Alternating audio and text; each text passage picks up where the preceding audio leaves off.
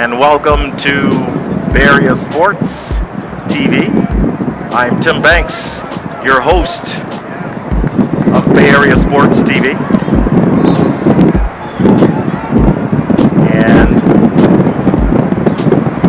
bringing you we're here at Pittsburg, in Pittsburg, California.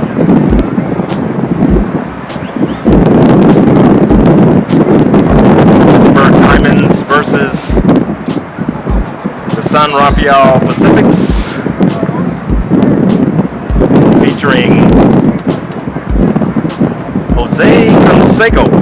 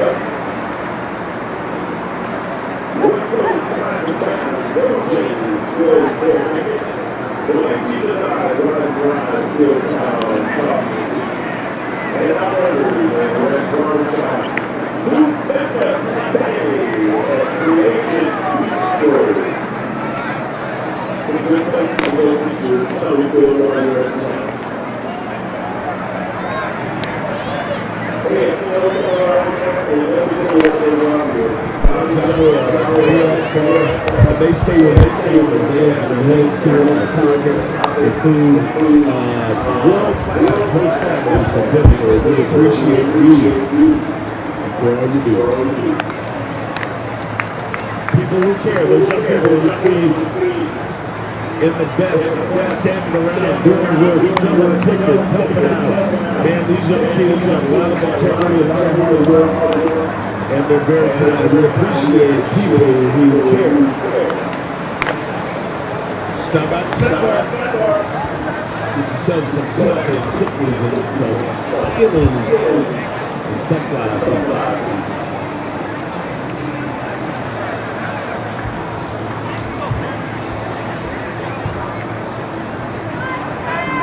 Lead off back with the 24. So the building is like this.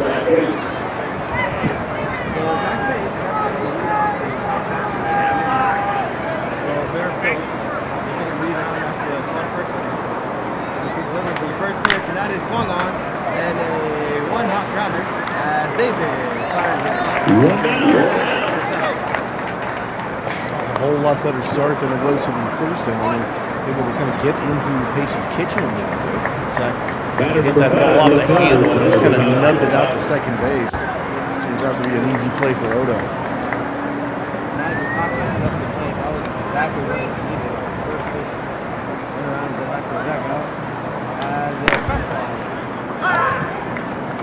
That's a really important thing too, Tom. Is behind every hitter that's lasting. He's strapped to the rest of it.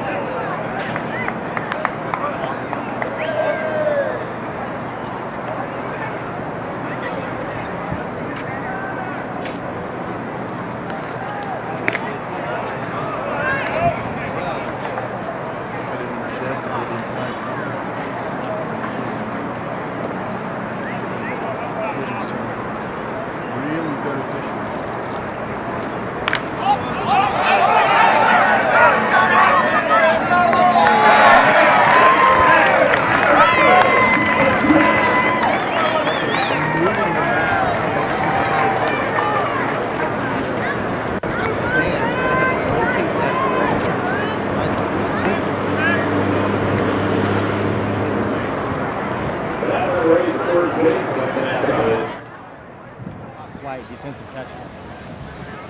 As with 2 out, Matt Chavez steps to the plate. Chavez walked in his first at bat, so no official at bat for him on the night. And the first pitch on the way from Phillips, it's a fastball that misses outside, 1 ball and no strike.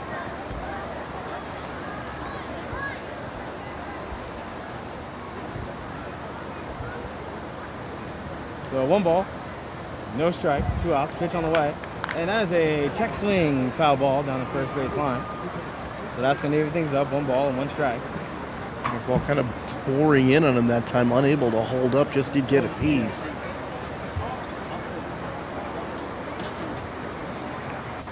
So Chavez, and his league leading 7 home runs, steps back in, facing a 1 ball, 1 strike count.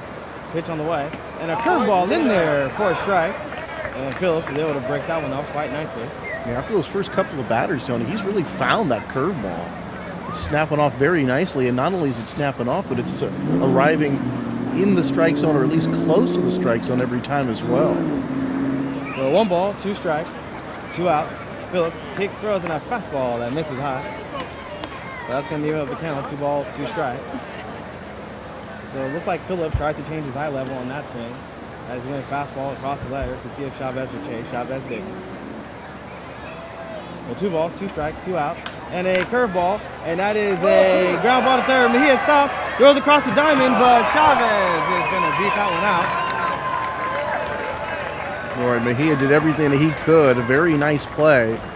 And it ends up going to his knees to have to get that ball to keep it from going down the line. By the time he gets up, no chance to get the runner at first base. But another good defensive play here from Pittsburgh. We've seen a couple of nice defensive plays after a bit of a shaky defensive start there in the first inning.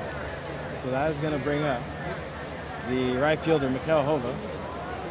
So Hova, the big right fielder, has a curveball that misses high, 1-0. Hova struck out in his first at bat on a curveball. So you know that's got to be in the back of his mind. 1 ball and no strikes. Chavez, second place hitter. 2 outs here. Not a bad time to run. See what the Pacifics are thinking. As that pitch misses high and outside, 2-0. And after all, if you do get caught stealing here, you do have the big guy here leading off the inning with the heart of the order coming up. So pretty good risk-reward situation here for San Rafael. As the 2-0 pitch misses high and outside, 3 balls and no strikes. So the very dangerous Jeremy Williams waiting on deck as Hova hits ahead in the count, 3 balls and no strikes. Pitch on the way, and that's a fastball in there for a strike. Hova taking all the way, 3-0. Chavez not taking a very big lead over there. Maybe he wants to go ahead and let his power hitting number 3 hitter take his swings. So the 3-1 pitch is swung on, driven to right field. And Odo is there to make the catch. So Brings right into the bottom of the second inning. Hey, ladies and gentlemen, for your inning, throws up a scoreless frame here in the top half of the second. So after 1 1/2 innings, like a motorhome, it is a 6-0. A very nice facility for your bathroom needs. Really nice, really nice. Just trying to lay out things nice for you. We have porta potties on the sides around the ballpark. But that spot right there, man, it's air conditioned. You walk in there and you'll think you're better than home. So for your needs, we want to be able to make it nice for you, even when you got to go potty here in City Park. We thank the city of Pittsburgh for all their support in bringing that beautiful best of porta potties out. Hey kids, get those foul balls. Get those foul balls and take them and get your candy at the snack bar.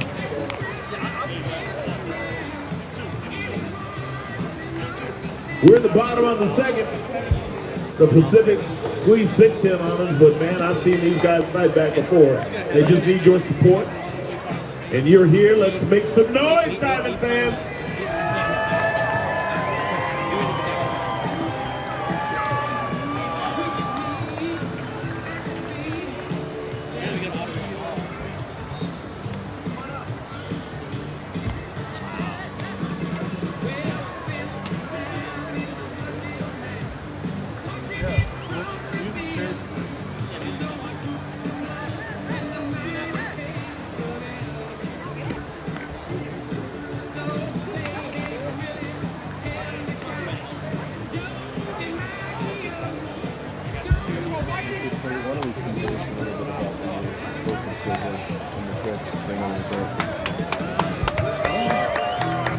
Leadoff batter, number 33, designated hitter, Jose Canseco.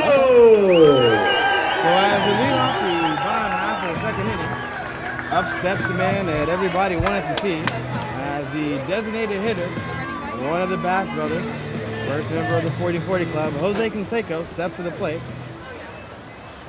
So it's going to be Jose Canseco, Mike Taylor, and Tim Battle. Nick DeVar comes set, kicks, throws, and a first pitch fastball in there for a strike. And Canseco, born 1964, La Habana, Cuba, at the high school in Florida. 15th round draft choice in '82 by the A's. Piled up a whole bunch of home runs, 462 lifetime, 254 with Oakland, so some big numbers from Jose. But like you were talking earlier, Tony, maybe more of an impact after he stopped playing baseball, writing those books. Absolutely. As the 1-1 pitch on the way. As that pitch just misses on the inside, 2 balls and 1 strike. Well, maybe the biggest contribution that Canseco made was putting into his steroid era. Because if he doesn't write that book, that people were still in denial. That's right. So 2 balls, 1 strike. As the pitch moves on the inside, 3 balls and 1 strike. Catch go! As Nick DeBar is now hearing it from the people in attendance.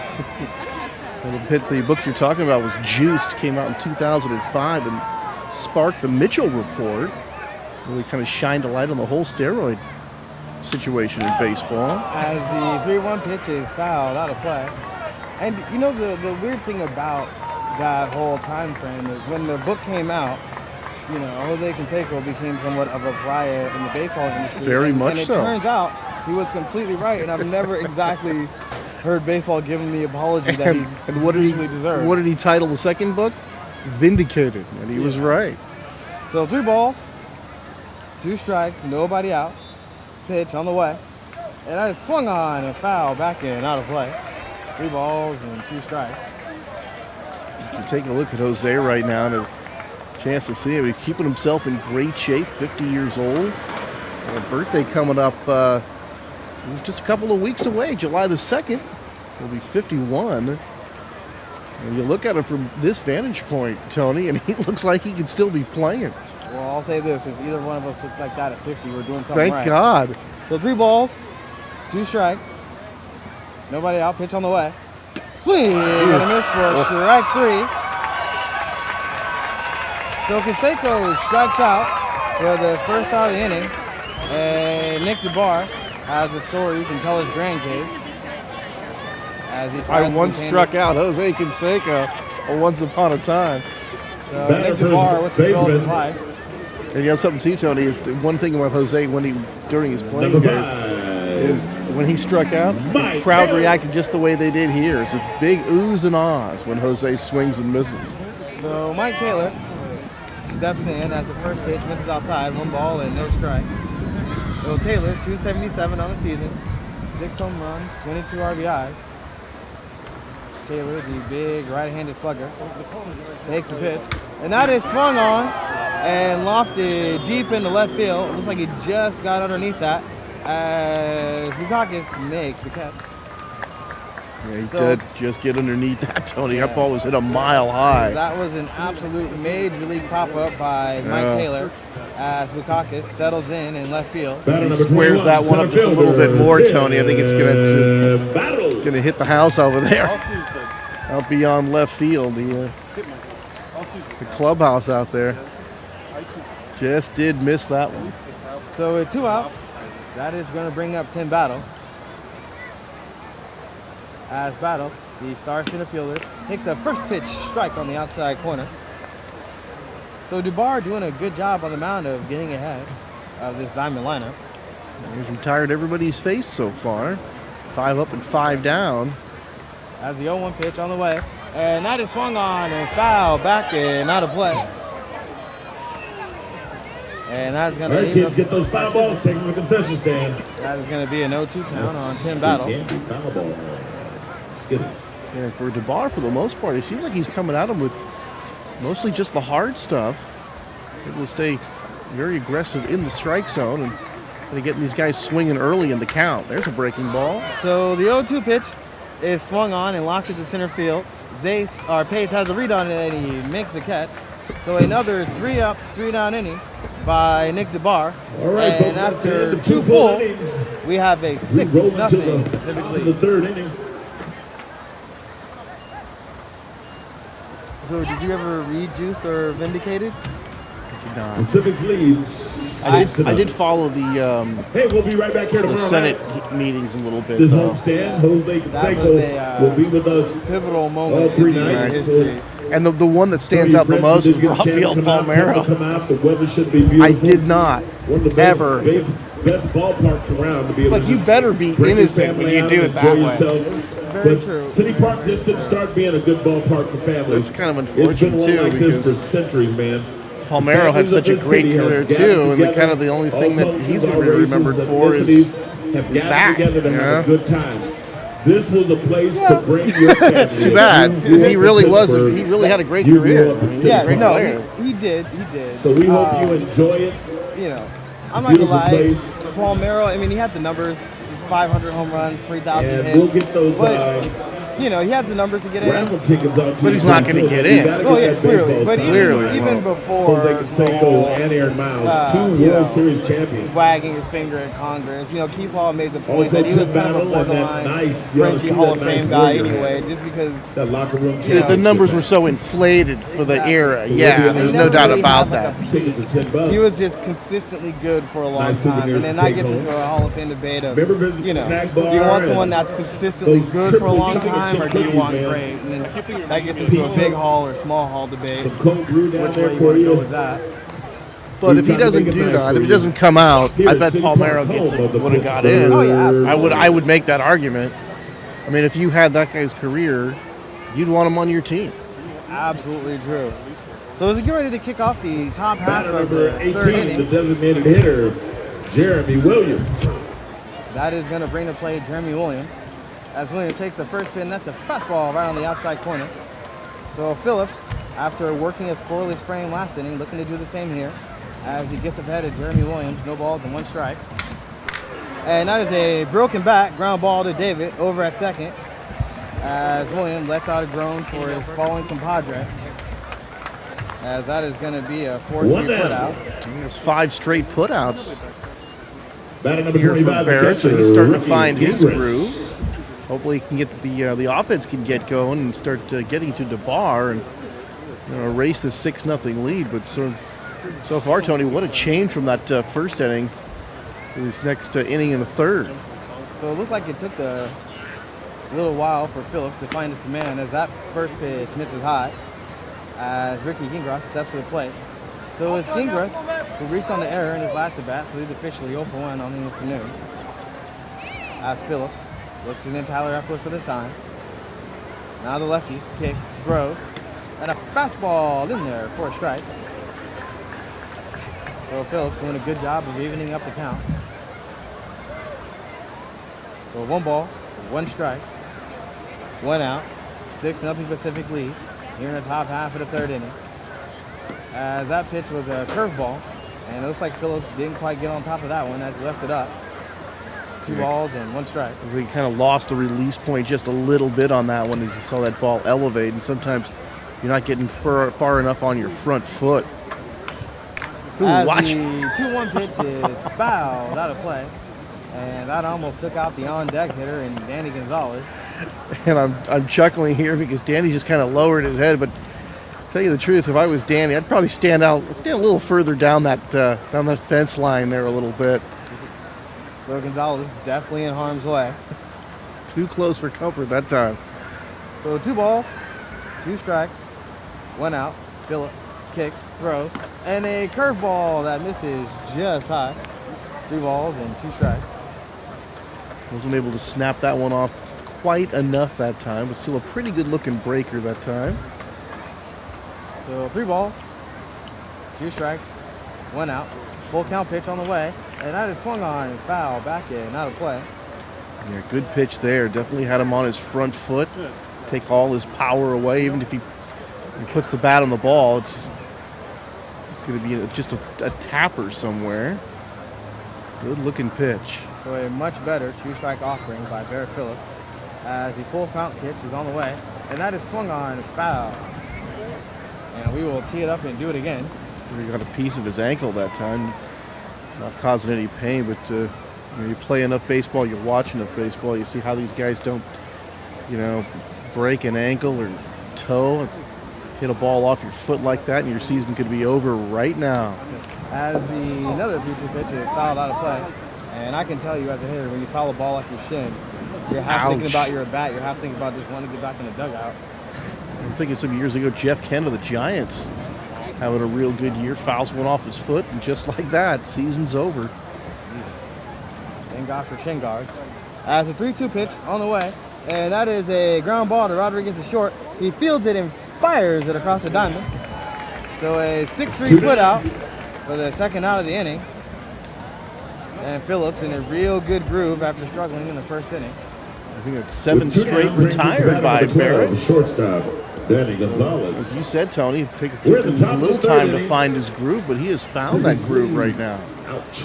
And you see some of the outs that he's recording, a lot of these lawn shavers, these kind of 6 and 7 hoppers going to infielders, and you know for the most part, when you get that, the guys are hitting the ball off the handle of the bat. So as Danny Gonzalez steps in, he hits a ground ball right back to Phillips as he fires All over right, to let's first go. base. 1, 2, 3 inning. Let's go, Diamond. So another scoreless frame Here come them boys. by Barrett Phillips on the mound.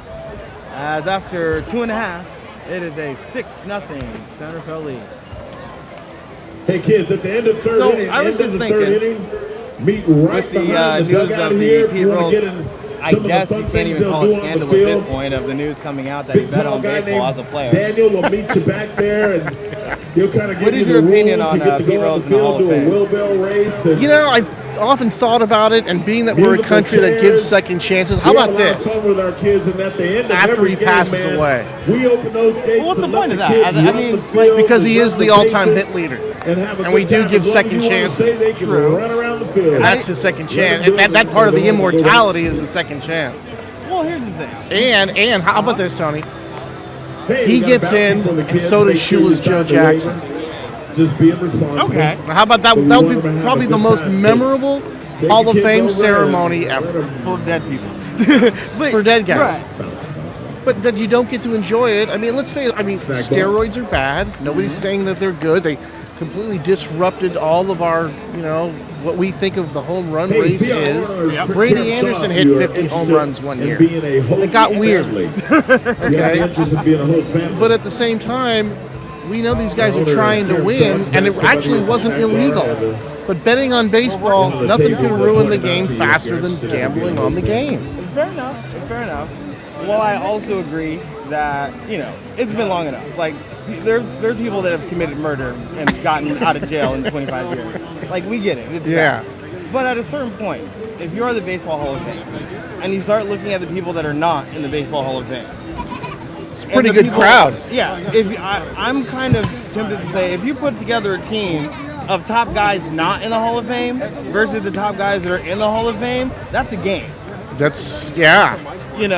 And I mean- if your non-Hall of Fame guys can beat your Hall of Fame guys, there's a problem there. Well, I mean, you're going to have Mark McGuire. Yep. You're going to have Sammy Sosa, Barry Bonds. Barry You're Bonds, gonna have Pete Rose. Roger Clemens. Yeah. I'll take that team. That's pretty good. Yeah. You're gonna have Bagwell. Jeff Bagwell not in, although Okay. he'll get in, but he's not in right now. Tim Raines, which is a complete joke, the fact that he's not in. So this will be continued. Batter After number the next 14, outfit. left fielder, Nash Hutter. As Nash Hutter steps to the plate. So Nash Hutter getting a nice ovation from the people in the stands. So Hutter, the ex-Atlanta Brave farmhand. An interesting note on Hutter. I'll wait till after this first pitch. So Hutter hitting 245, home run, 5 RBIs on the season. Hit it from the right side, very quiet at the plate. As the first pitch is swung on, and that is popped up on the infield.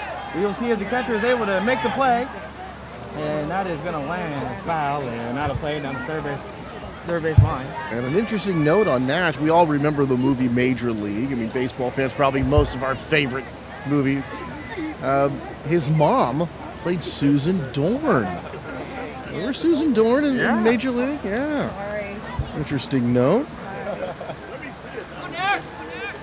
So Hutter, behind the count, no balls and 1 strike. As the bar kicks and throws, and that misses in the dirt. So that's going to even things up, 1 ball and 1 strike. Of course, I remember Susan Dorn. What I remember most about that movie, though, is probably Bob Uecker. Yeah. Bob Uecker in that movie is kind of the most that stood out the most for me. 1 ball, 1 strike, pitch on the way. And that's a fastball that misses, that catches the outside corner. As the umpire gave a little bit of a late call there. I think he may have deked himself. But 1 ball, 2 strikes, nobody out. Diamonds down 6-0. You're in the bottom half of the 3rd inning. 1-2 on the way, and a swing and a miss by Nash Hutter as he chases a curveball in the dirt. Batter number 11, the And that's shortstop. one of the guys that's going to be competing in the Leo home run Rodriguez. derby on Thursday. Well, if we're going to pick someone for the home run derby, I can definitely make a case for Nash Hutter to be the favorite. So with 1 out, that's going to bring up the shortstop, Leo Rodriguez. Rodriguez takes a first pitch fastball that misses on the outside. 1 ball and no strikes.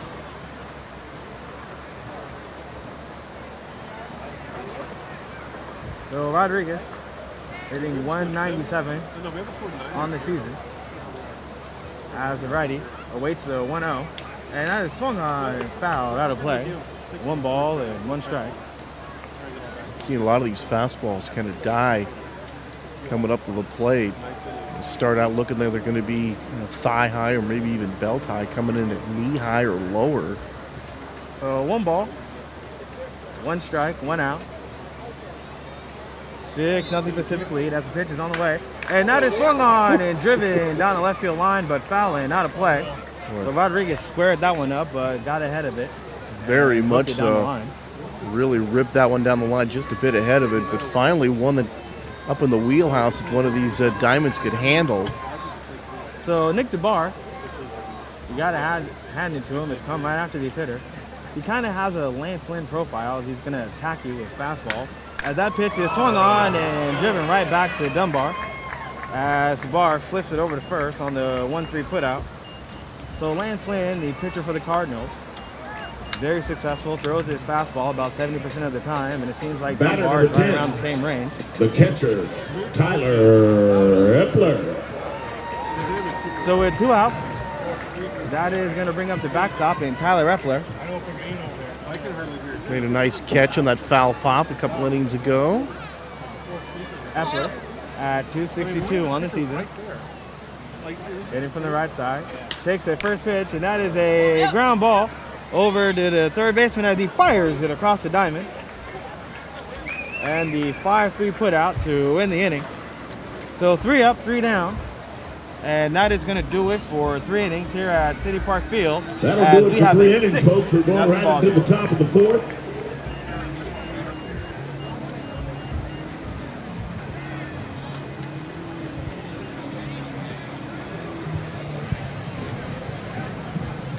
Hey kids, remember, visit Danny over here behind the Diamonds dugout, and he'll give you some of the fun games. So who's your we'll, favorite do player and growing play, up? Davey Lopes. Nice. and Meet Danny over here, and he'll let you know everything that's going on. So wait, what made Davey Lopes your favorite player? Well, I was a Dodger fan, Hey, visit and I just, baseball, he's just fast PittsburghDiamondBaseball.com. and played second Be able to base. stream in if you got family and friends It that just are out of seems like state or just just kind at of always in home the and they're on middle of their those computers. rallies Shoot in them the a old text and days. tell them Right. TV baseball. They can stream into this Okay, game. so do you think right the now. Giants-Dodgers rivalry is You what can it look used at to be now? the information all about the Diamonds, scheduling, Probably not. The tickets, hatred's anything not you wanna there know as about much this anymore, team, thank you can pick it goodness. up on You know, and PIttsburg things evened out a Diamonds. lot over the last 15 years. The Giants have been a lot better. Right. Because in those days, when Giants were just bad and the stadium was bad, and the Dodgers, everything was so good and so much winning, and you know what I mean? It was just not the same. There was a lot of jealousy, and you could see why, from the Giants fan to the Dodgers. And then Giants got better, and then all of a sudden the Barry thing kicked in, and there was more reason for the Dodgers to hate the Giants. And now there's more reason than ever. Yeah, well, I was going to say, like, you give this the next 3 or 4 years, this rivalry's going to pick up because, you know, both teams are not going away anytime soon. Batter third baseman number Dodgers 7, gotta Adrian Martinez. Do a little less choking, though. Right now they kind of seem good team, but when they really need it, they don't quite have it. So as we get ready to kick off things here in the top half of the 4th inning, Barrett Phillips looking to build on his scoreless frames as he delivers a first pitch fastball that misses low. 1 ball and no strikes.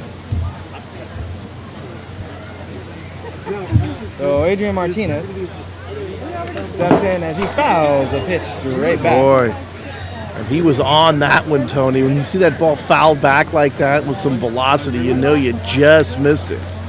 And he certainly just missed that one right there. So you'd figure if you're Barrett Phillips, you want to throw the ball somewhere else this next time.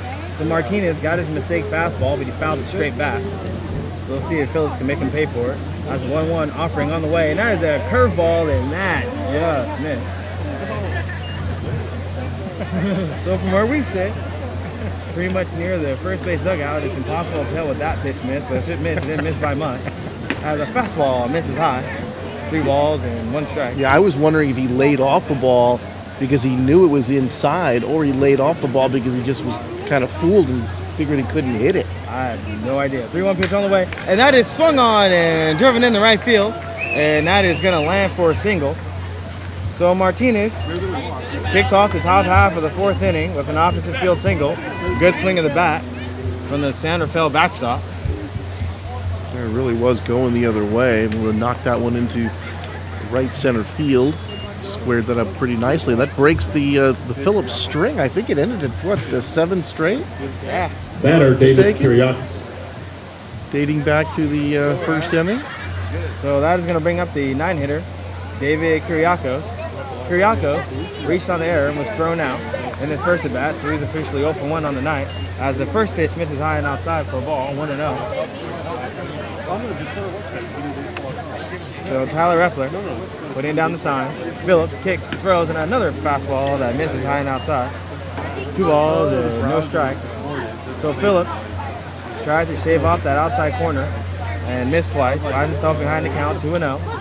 And the 2-0 pitch, and he finally gets one across the black on the outside. So he tried for that same spot 3 times, and on the 3rd time he got it. And Kiriakos looked like he wanted to make him throw a strike that time on 2-0. And the 2-1 pitch, and that is a carbon copy of the last pitch, as that is another fastball right around thigh high on the outside corner. Yeah, back-to-back challenge fastballs, gets behind the count and just said, okay, I'm not going to mess around and come right into the strike zone. 2-2 on the way. That is a curveball, and that's going to run in and hit Kiriakos right in the back. So Phillips lets Kiriakos off the hook, and that is going to earn him a visit sponsored by the Valley Foundation, the Michael Valley Foundation. Big meeting at the mound here. You hate to lose that hitter with 2 strikes on him. With their co-ed curveball that just didn't, and end up with runners at first and second. Now back to the top of the order in pace, and softball tournament. Pacific's back in business here, trying to add to their touchdown lead. Great athlete over the years, the family, friends of Pittsburgh, the Valley Foundation. Stop by and have a cold brew. So the umpire, and just really appreciate what they do, what they bring to the city, and the nice scholarships they give to athletes and kids in academics here in the city of Pittsburgh and around the area. The Valley Foundation, so stop by and have a cold brew and support the Valley Foundation. We appreciate Sandra Valley and her organization and her family and all the friends that support the Valley Foundation. Hey, stop by August 8th and 9th and be a part of what they do. So Pace steps in. He has walked and grounded out, so officially 0 for 1 on the night. As the pitch is on the way, and that is a fastball that is in there for a strike. So Phillips trying to keep the ball low, induce a double play. You figure with your leadoff hitter here, you can see if they put a play on. Figure a guy that's batting leadoff can handle the bat. As Pace takes that pitch for a strike, and he is behind the count, no balls and 2 strikes. Rich Mejia not buying the bunt here from the leadoff hitter, plays several feet behind third base. So runner on first and second. As that pitch is a ground ball, and that's going to make it up the middle. We'll see if they're going to send him, and they start waving around home. Battle bobbles the ball in center field, and Kiriakos is going to make it over to third. And that'll cost the Diamonds their 3rd error of the game, allowing the runner to go from second to third. It will be an RBI base hit. So scored that, a single and an error, as the error from Battle Nobody out, allows Kiriakos to head over to third. Brings up the batter number 5, the left fielder, Johnny Bukakis.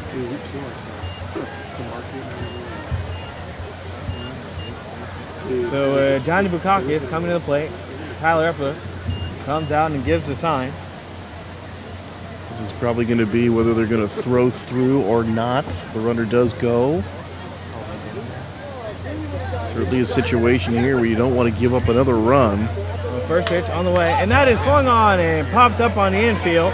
Mejia settles underneath it, and he makes the catch. So a big first out by Barrett Phillips on the mound. Absolutely agree. That is just a huge first out now. You get that ground ball. And a couple of times these ground balls, Tony, they're hit the way the Diamonds want them to be hit. Unfortunately, they're not in the right spot. First base. Been a couple of look to be double play ground balls, but they've been able to find holes here for San Rafael in the first 3 frames. One down. So with one out, Top of the 4th. that is going to bring to plate the very dangerous Matt Chavez. Chavez has walked, single, so he's 1 for 1 on the night as he takes that first pitch fastball right around the shin. 1 ball and no strike. So Zach Pace taking his lead off first. Figure if this at bat goes on long enough, Pace will probably go, and it As doesn't. that pitch is swung on and stroked into left field, Kiriakos is going to saunter into home plate. And that is the second hit on the night for Matt Chavez. And that might be the end of the night for Barrett Phillips as Tyler Reppler is going to go out to the mound. Trying to take a look down here, and bullpen is definitely active. So it looks like Phillips is going to stay in the ball game. I think Epler was just going out there to buy a little time, possibly, to see the bullpen get ready. Yep. Oh, and here comes the skipper, and he's probably Aaron carrying the hook. So Aaron Miles is coming, and he's bringing the hook with him, as that is going to be the end of the night for Barrett Phillips.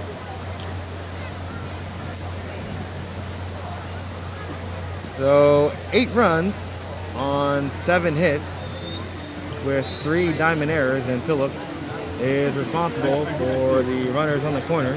Did not see a specific move toward the bullpen here, but there it is. And we will have a pitching change. Let's get Barrett Phillips a hand, huh?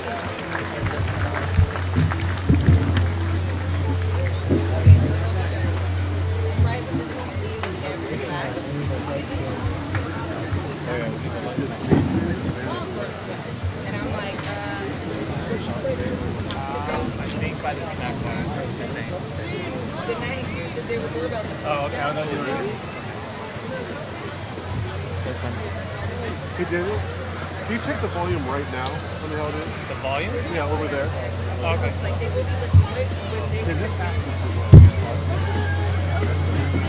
Now pitching for your Pittsburgh Diamond, number 6, right-hander Jason Manzueta.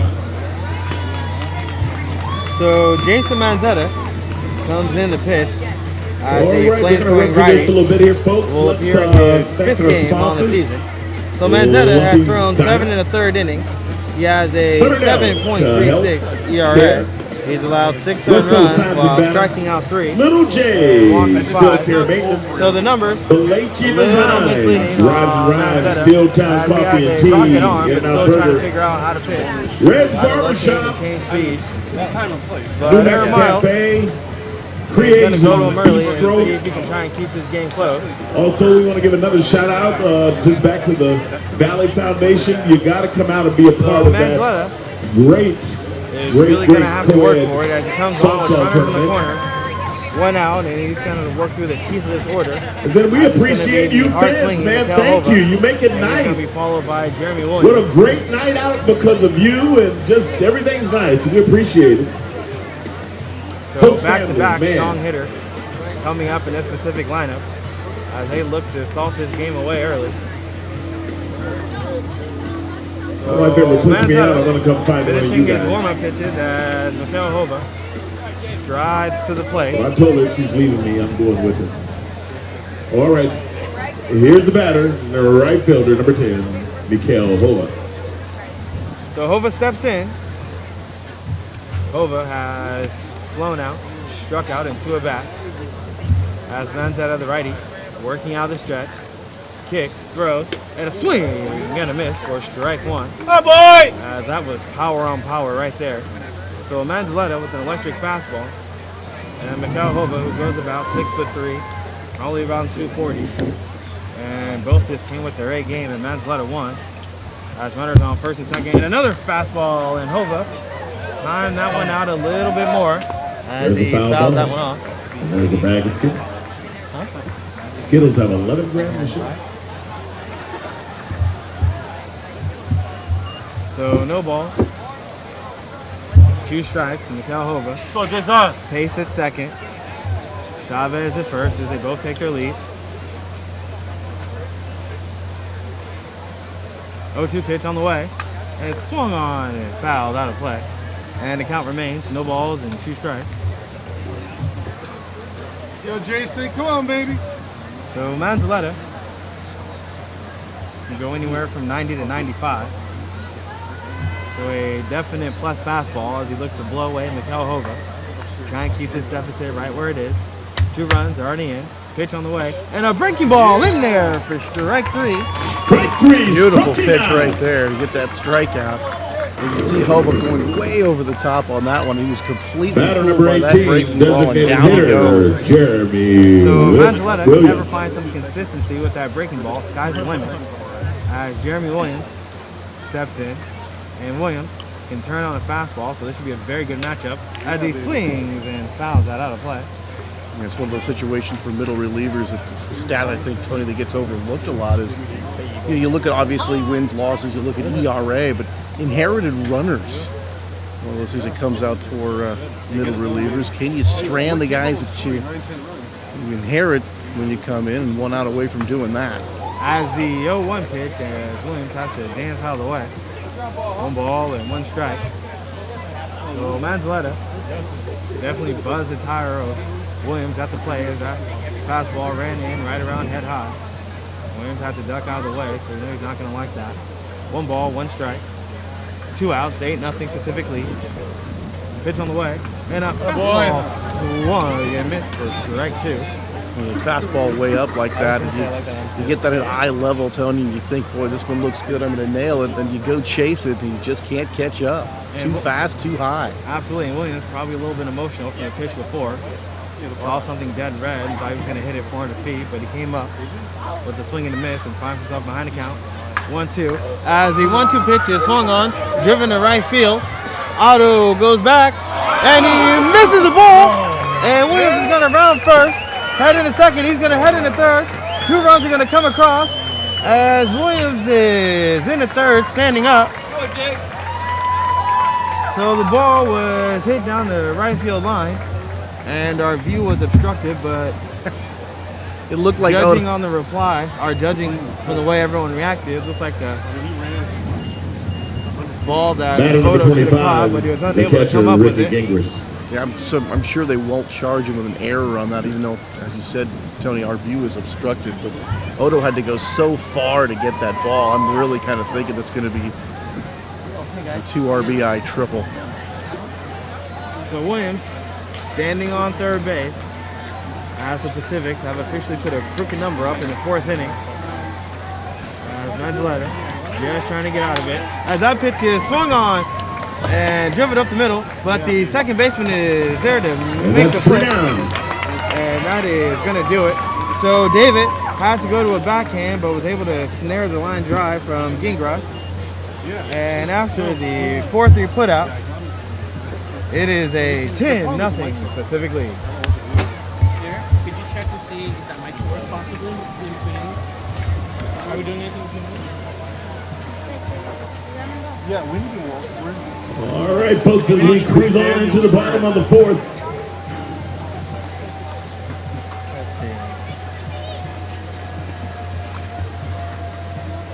We're stretched out here. Pacific's lead.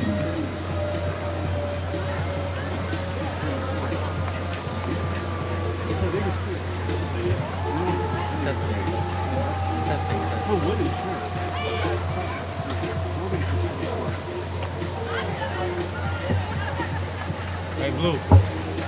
Started leaving too much over the middle. Pitching. Leaving too many pitches over the middle. Is that what you're saying? Oh, are you?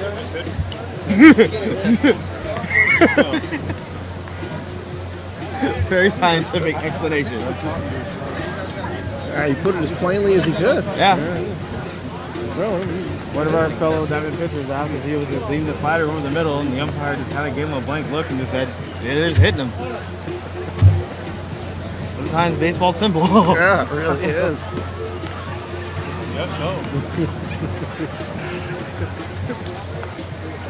But to the Blues, credit. He looks like he's lost about 5 pounds of sweat out there. He's just struggling, so what could he do? Much harder job than it looks, I'll tell you. Absolutely.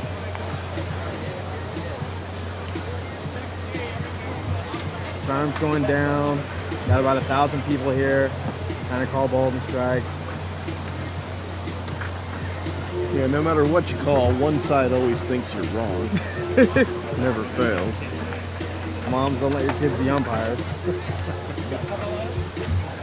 So the Diamonds trying to get back in this ball game as they have spotted the Pacific's 10 spot through 3.5 innings. So Dunbar finishes his warm-up pitches, and we are ready to kick things off in the home batter. half of the 4th inning. Number 24, second baseman, Scott David. So leading off is going to be the second baseman, Scott David. It was David who recorded the putout to end last inning as he steps in to lead things off here. David grounded out to the pitcher in his first at bat. So he is 0 for 1 on the evening.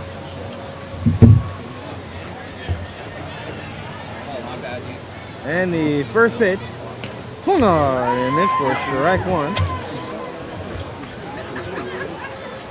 So Dunbar starting this inning right where he left off, taking him strike 1 on Scott David.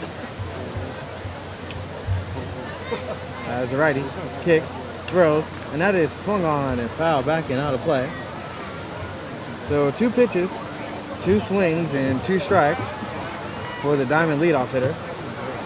As the Diamonds desperately need a base runner to try and claw back into this ball game. Yeah, a base runner and a couple more after that, and a couple of blasts to follow.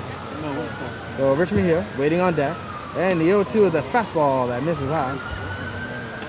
So 1 ball and 2 strikes. As the bar tried to elevate a fastball to see if David would chase. David, to his credit, able to lay off. So David just trying to reach base. As the pitch on the way, and that misses on the outside. So 2 balls and 2 strikes. And you look at these pitchers tonight, you see just about everybody, no matter what the situation, Tony, going with the going from the stretch rather than the windup. Usually tells me that there are a lot of guys that are doing both, starting and relieving. Base hit. So David takes a 2-2 All pitch right, here we go. and lines Base it in hit. center field. Scott David. So the Diamonds, with their first hit of the night, and in the bottom of the 4th inning, we have signs of life. Batter, third baseman, number 7. Nice way to start the frame. We'll see if they can keep it going. So with 1 out, that is going to bring to play Rich Mejia. So Mejia lined out in his first at bat. As the first pitch is on the way, and that is a breaking ball in there for a strike. So a lot of respect being shown to Mejia as they start him off with a first pitch breaking ball on the outside corner. So Mejia, who absolutely squared up the bar in his first at bat, behind the count, no balls and 1 strike. 0-1 on the way, and that is a breaking ball that is fouled off. No balls and 2 strikes. Good looking pitch there by DeBar. He had the hitter out on his front foot. And you never do that to a hitter, you fool him like that. Actually, that's really when you want him to put that ball in play, take all his power away, and you know you're just going to get that little nubber to third base. So no balls, 2 strikes, runner on first. Pitch on the way, and that is a fastball that misses in the dirt. 1 ball and 2 strikes. It's not connected. Going out base hit, bud. One that does connect. So 1 ball, 2 strikes, runner on first. Mejia hitting from the right side, bat resting on the shoulder. The bar kicks, throws, and that is a breaking ball in the dirt, and a good job by Gingras keeping it in front of him. And that's going to even up the count, 2 balls and 2 strikes. I know what you meant. Good block there, Ty. By Gringos, keep that one from going back to the backstop. 2 balls, 2 strikes. Pitch on the way. And a swing and a foul ball. And the count remains 2-2. So Mejia, swing at a pitch right around letter high. He fouled it straight back. Scott David taking a small lead off first. Rich Mejia, they got him from the Pacifics in spring training. A chance for him to hurt his old club here and get his new club on the board. And the 2-2 is swung on, driven to right center, and that is going to be caught by Mikel Hova. We talked about your shoestring catch. Hova ranging over, coming over and in a little bit as he was heading towards batter number 23, right center fielder, field. Just reached down at the Nick last Otto. second, able to pick that one off the grass. Well, that was a nice catch right there. I thought that was going to be in there for extra base or at least for a base hit. Same here, and I got to tell you, Mikel Hova can move a lot better than he looks. He might be a big boy out there, but he can cover some ground. He covered some ground there. You're right, Tony. He made a fine play. It looked like first and second, or even maybe first and third with nobody out. Totally different situation now. So that's going to bring the plate Nick Odo, as Odo takes the first pitch. That's a fastball that misses on the outside. So we're 1-0. Oh, the Diamonds trying to mount some offense here in the bottom half of the fourth. As David anchored over there at first base. The bar working out the stretch, as he normally does. Kicks, throws, and that is swung on and fouled back. That's going to even up the count. 1 ball and 1 strike. Good hack by Nick that time. Looked like he was on that pretty well. Big swing, able to foul that back with some velocity.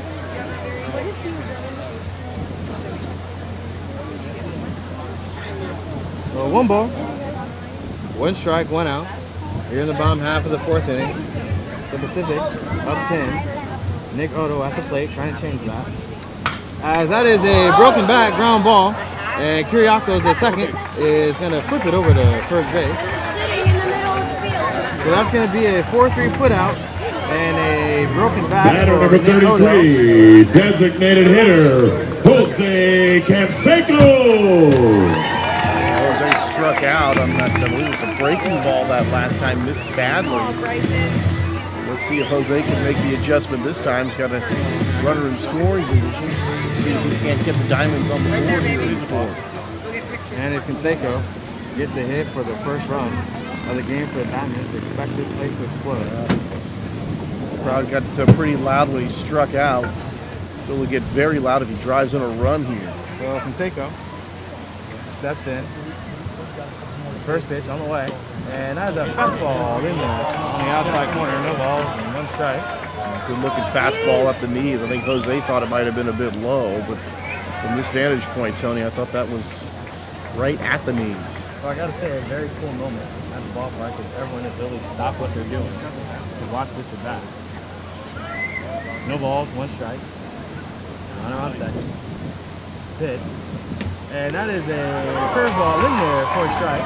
Canseco not to that in agreement. Not what he was looking for. So Canseco behind the 8 ball, no balls, 2 strikes. Kind of battle his way back in the at-bat. Canseco slightly open stance.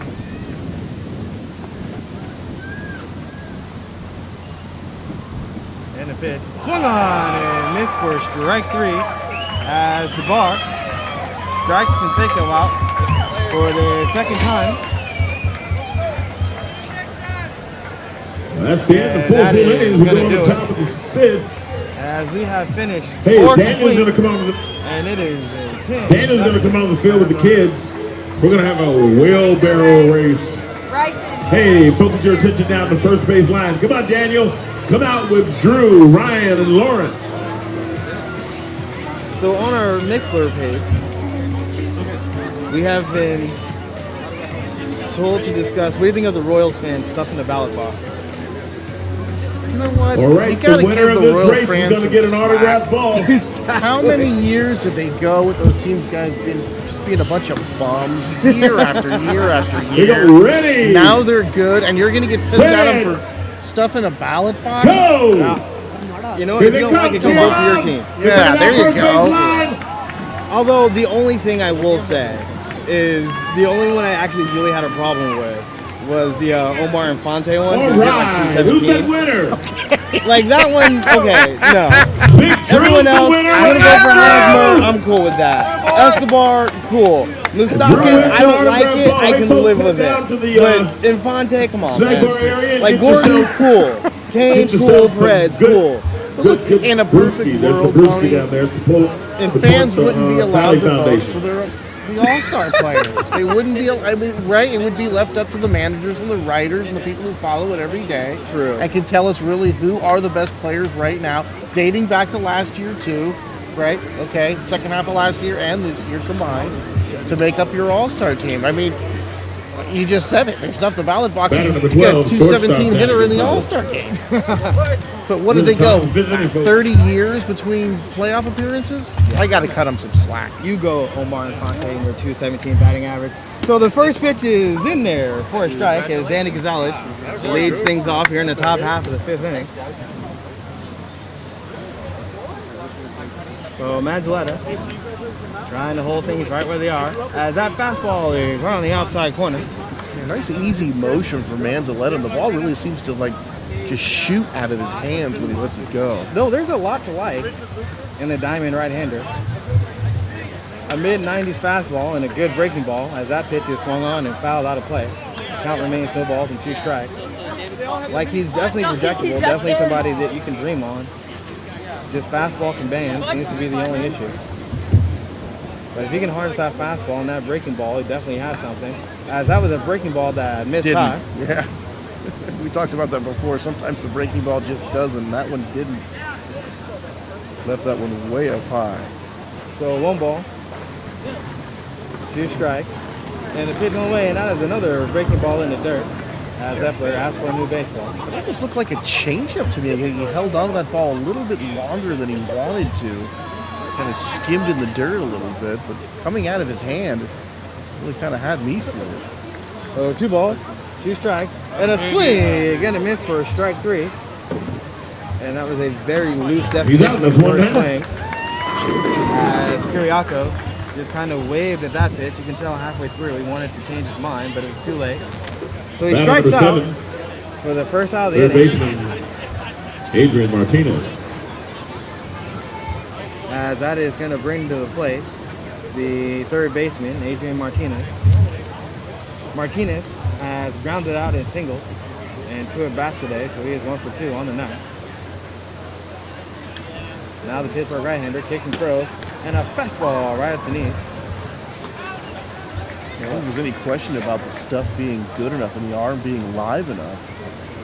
A little more polish, and this could definitely be going places, but there's that breaking ball. So you talked about consistency, and he's thrown that a couple of times and left it way up high. So that is something that the coaching staff here with the Diamonds is definitely working with him on. As that pitch is a fastball that misses high. 2 balls and 1 strike. And as far as fastball wildness, I mean, you obviously have to control it, but sometimes it doesn't that can work to a pitcher's advantage. The hitter just can't quite get settled into the box with that wild fastball thrower. That was a fastball that missed outside. So 3 balls and 1 strike. But certainly if you're going to rise to the next levels and things like that, you're going to have to be able to stay ahead in the count more often than not. Attaboy. That was a fastball right down the middle of the plate. And that is foul back and out of play, and the count's going to run itself forward. So 3 balls, 2 strikes, 1 out. Adrian Martinez at the plate. Oh, Manzetta trying to keep the deficit at 10. As the righty kicks, throws, and that is a ground ball as David fields it over at second and fires it across the diamond. That's 2 down. So a 4-3 put out for the second out of the inning. So 2 up. Batter, second 2 down. baseman, number 2, Exactly David what the Diamonds needed. Kiriakis. And that is going to bring to play David Kiriakis. Kiriakis is reached on the error and has been hit by a pitch. So officially 0 for 1 on the night. First pitch on the way. Good pitch. Shut up, baby. But he fields it and fires it across. All right, that's a 1-2-3 inning. All right, Diamonds, let's go. Let's do it now. Let's make some noise, folks. And a 1-2-3 inning for Manzetta All and the right, Diamonds. hey, at the bottom of the 6th inning, As Pittsburgh we're going to do some looks to musical rally chairs, but we want to do bottom it of the with fifth. adults. Down 10. So any adults want to come out in the field and do musical chairs, we're going to give you a cold free brewski. The winner will get a cold brew. So come on out, see Daniel, he's running around here somewhere. And be part of the musical We chairs. should give a very specific place to meet him. You know, saying just find Daniel somewhere. Yeah. So tell Right Dan- here by the media. Okay, so tell him to come shoot a media share. So after 4.5, what do you think of the game so far? Well, unfortunately, that couple innings made By from media tech, so folks won't have to run you down if you hear Daniel. and DeBar's We want pitched some adults really to come well out and here. play Can't take musical anything away chairs, and from at the him. end we'll give you a Throwing the ball great, and looked like he saved his best pitches for Jose Canseco. Absolutely. visit yeah, TVBaseball.com. little laps Pick up all your defensively, information about Pittsburgh wild Diamonds. pitches. Tickets. You know, a couple. Stream in couple of live. balls hit the, Hey, hit our the TV holes. crew's out there. Some, Thanks to our TV situations crew. that could have been double play balls, but Bay Area there's just not too Sports many ways TV, to we dress see you up out 10 there. nothing. Thanks a lot. No, it's not. But what you said about DeBar and Canseco is definitely right on point because, you know, baseball players, we might hide it, but baseball players teach for baseball and they nerd out.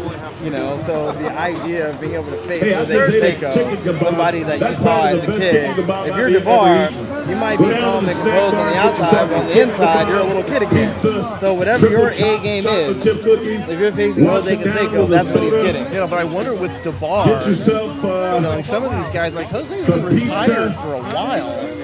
stop by these our guys, brewski. You know, pretty Support the young. Valley Foundation. May not remember and him, pick certainly yourself not up some remember him Skittles. in his prime. You may not remember, but you know who he is. If you play baseball, chances are you're living around here, you know who he is. Exactly. So whatever your best slider is, that's what he's seeing. And whatever your best fastball is, that is what he's seeing. Hey, You might the coach kids for other from guys, but for Brentwood Jose last year out here, Canseco, they got a fundraiser. They're selling and you better candy. believe the next time Help them Canseco out. comes up, They're trying to go to Cooperstown. he wants bragging for rights to say he gave a flag hat trick to baseball. Jose Canseco. Like that is definitely something that is on his Help mind. them out. Fundraiser. But until then, Hey, bring your team. leading off the home half of the fifth inning, the first baseman, Mike Taylor, is going to Batter. come to the plate. First baseman, number 5, Mike Taylor. So Taylor steps in, having flown out in his first at bat, 0 for 1 on the evening. Taylor a definite power threat as he takes the first pitch. That's a fastball around the outside corner. No balls and 1 strike.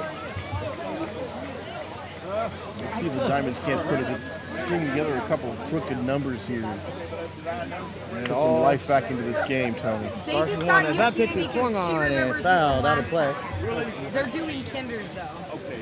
That's for you. So no balls Nope, and you're 2 good. strikes. Yeah. You talked about DeBar so far in the season, the ERA kind of high, but good outing against the Admirals the last time. Yeah, And that's why she did it. whatever I'm gonna go get he him didn't some have biscuits and I'll announce the earlier in the fundraiser. season, No, lately he thank has you. certainly found it. Absolutely. As the 0-2 pitch on the way, as that is bounced in the dirt and a good take by Taylor. And it is still relatively early in the season, and one thing about early in the season, you have one bad outing, and those numbers can get out of whack in a hurry. Big time. And you look at the standings, the Diamonds at the bottom of the Pacific Division are 6-12. That's the bad news. The good news is not at the halfway mark until 39 games. As 1-2 misses on the outside, 2 balls and 2 strikes. And then, of course, you know, like a lot of minor league seasons do, in the 81 strike shortened season, people may remember if you're old enough, you start all anew. You get a chance to play for first place again.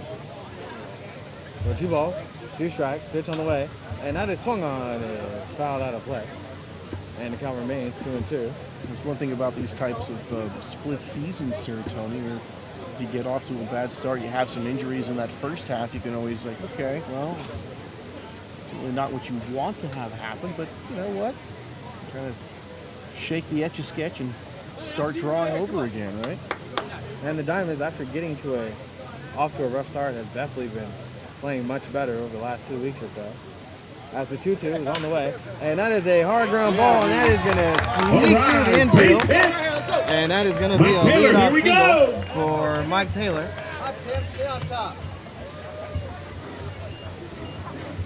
Batter number 21, center fielder, Timmy Battle. Finish that thought on the standings. Sonoma, the Stompers at 13-3 coming in. The Admirals at 8-10, Pacific 7-9. And there are the Diamonds at 6-12. But like I said, still early here in the first half. And then, of course, there's always the second half as well. No worries. Thank you. So Tim Battle steps in as he swings at the first pitch and fouls it back and out of play. So the Diamonds are very aggressive on the first pitch tonight. So behind the dugout, Daniel behind the dugout. Tim Battle finds himself behind the count, no balls and one strike. Okay, this is the Warriors' half. So Taylor taking his lead on first. Pitch on the way. And that is swung on, driven to right field as the right fielder gives chase, and that's going to land out of play. So Hova gave chase, couldn't catch up to it, but luckily for him, landed foul and out of play and Battle. Once he gets back in the box, he'll be behind the count, no balls and two strikes. People coming up here. I know, I'm not going to stay because this is like the, yeah. Yes, I'm a Tim. You're leaving? No, I'm staying for the game. Next. So Battle behind the count, no balls and two strikes as Mike Taylor takes his lead off first. DeBar on the mound as the righty kicks, throws, and that is a hard ground ball, but Kyriakis flips it to second, and they turn the 4-6-3 double play. So Battle hit it hard, just hit it right at Kyriakis. They flipped it to Gonzalez over at short, and they fired it to Chavez for the 4-6-3 double play. All right, that folks. looked very Here's good, a very raffle for smooth that indeed. real The nice transition between second championship and locker room. shortstop. Nice speed over there from Kyriakis to Gonzalez. Batter left fielder, finishing Nash off Hutter. over there at first base. So nicely done. Some good defense here so far by San Rafael. So with two outs, that's going to bring the plate Nash Hutter as Hutter swings and fouls the first pitch back and out of play. So Hutter, my pick for the upcoming home run derby, should he choose to enter. Struck out and is only at bat tonight, so he is 0 for 1. Hutter, slightly more spread out than we've seen him in the past, as he has to duck out of the way of that fastball. As the bar definitely came inside with some vengeance on that pitch. Yeah, I almost thought he got a piece of him that time, so he just did miss. As Hutter able to dance out of the way of that one. So 1 ball, 1 strike, 2 out. Hutter takes a pitch on the inside and a called strike. And he's going to find himself behind the count. 1 ball and 2 strikes. The ball definitely had a little bite to it as well as coming up to the plate. Hutter may have been a bit fooled that time. So 1 and 2. As that swing and a miss by Nash Hutter. So that is going to do it in the home half of the 5th inning. As it is no runs on 1 hit, no runners left on. And after 5 complete, it is a 10-0 Pacific lead. For that really nice hat, championship basketball hat for the Golden State So Warriors. here's a very fun topic for you. Here's your ticket number. Matt Scherzer the other 3, day. 1 pitch away 1, from a perfect game. 2, Jose Tabitha 1, with an OT 6. count You just sticks won his that elbow nice in on an championship inside locker room pitch hat. to reach first base. Once again, What do you 3, think? 1. You know, I think they 8, should be forced to get out of the way. I know they 1, never 6. make that Come call. over to the I announcer's mean, I think table that and pick happened that hat to up. Oral Hershiser one time years ago. And I think there was the Sandy Koufax perfect game the same way many years ago. And it's just a call that they don't make. Now, Come should over to you the change? announcer's table and Should pick up that a really rule nice have a hat. variation with something like Once that's again, happening? 3, 1, 8, Change 2, it because it's late in 1, the game. 6. And if you're going to do that, why wouldn't it just be called that way throughout the entire game? True. There is a violation of the unwritten baseball rules. Hey, And I have to admit, 99% of the unwritten baseball rules are silly and they need to be done away with. It's a However, fundraiser. to stick your elbow out when a guy is throwing for a perfect game is the pretty much definition of a textbook sleazy thing to do. If it's a 1-0 game, hey, have at it. Do what you got to do. 2-0, I don't like it. I can forgive it. 5-0, 6-0. At all You gotta hit your way locations, off. Stop by Kinder's Well, and and especially now, support this obviously young many group of years kids now in where they've had baseball. all the extra gear. Where years ago, The Brentwood that ball hits Blast. you on the elbow. True. Ouch. Now it hits you on the 25, elbow. 26, Yeah, not really. 27, Doesn't hurt 28, that and much. 28. You know, so the hitters have such a huge They're big advantage. But fundraisers. look, if you're gonna change the rule is there. You're supposed to try to get out of the way. You're supposed to make a reasonable try to get out of the way of a pitch. So Jose, Tabitha, you get the shame bell for the night for your actions in that Matt Scherzer game. As Zach Pace steps in and he takes a fastball low and in. 1 ball and no strike.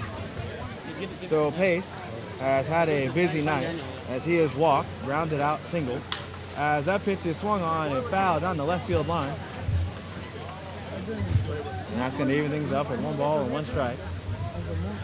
Still Pace with the very unusual batting stance as he stands pretty much straight up and down with his hands right around his waist. As that pitch just missed on the outside corner, 2-1. I mean, going back to that earlier topic, I think in the Hershiser game many years ago was a Giants batter when he had that scoreless inning streak going, Tony. And a Giants batter was actually called for not attempting to get out of the way, did not make a reasonable attempt to get out of the way. Which is the way that it should be. And that's the way that it should be. But then again, it's like, well, call it the same way all the time. Absolutely. As the 2-2 pitch is swung on and driven into center field, Zach Pace will reach base for the 3rd time today as he collects his 2nd hit. Batter number 5, the left fielder, Zach Johnny Pace is kind of Bukakis. wearing out the Diamonds right now. They lead off Nobody out, man on all first. 3 times. And that's your definition For of the what you top of want the from a 6th inning. leadoff hitter. He's constantly on board. So Pace reaches first as that's going to bring to play Johnny Bukakis. Bukakis has singled. As the first pitch is a ground ball to Rodriguez. Rodriguez takes it and it bounces off his glove. And that is going to be an E6. Well, we'll see how they rule it. But I'm marking it down as an E6 as Rodriguez went to his right and hot the ball bounced right out of his glove. Well, in Rodriguez's favor here, I'm thinking that's going to still be a tough out to get, either at second or first, even if he does come up with it. But that kind of a chopper, I think you have to come up with the ball, at least make an attempt to throw. Batter number 8, The Matt official Chavez. score is probably going to say another error, and he does. It's the 4th error of the night for Pittsburgh. So Matt Chavez steps in. Chavez working on a perfect night. It's walked, single twice. As that pitch is swung on, driven to left field. Hutter is going to get chased, and that ball's going to land, and it gets by a battle. Pace is going to round third and come in to score. What's up with that? As that looks to be a relatively routine fly ball, but Nash Hutter, who played all of third base last year, so Batter right maybe a field, little number 10, unfamiliar in the Miguel outfield Hova. as him in battle had some communication issues, and I think they're going to score that one a hit.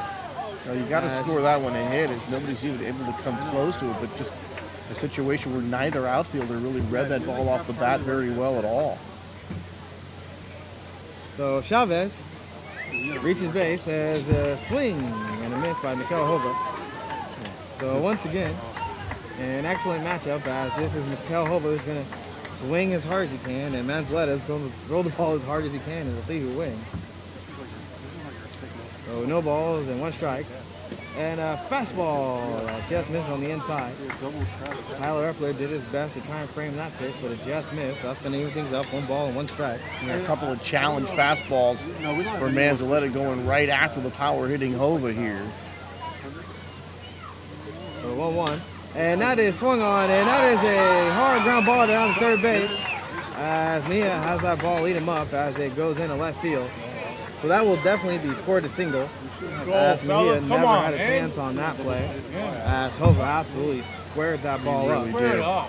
He really did, Tony. I mean, that's a Batter play that number the 18, fans were the kind of looking at it and designated said, hitter, oh boy, it was right to him. But Jeremy that ball was hit Williams. so hard, it was beyond him by the time he got the glove down there. Absolutely. That one was absolutely scorched. If Hova had gotten that ball in the air, that ball still might be going.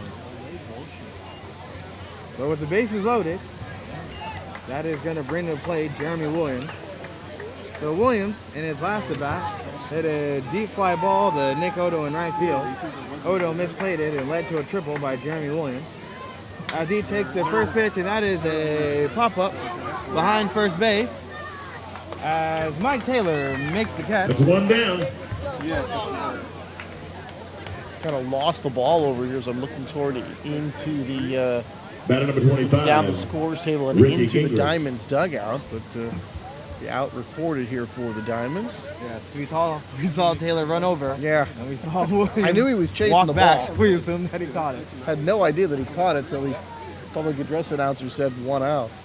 So Ricky Gingras stepping to the plate has grounded out twice and reached on an error. So officially 0 for 3 on the night. As the center field backstop takes the first pitch and a swing and a miss for strike one.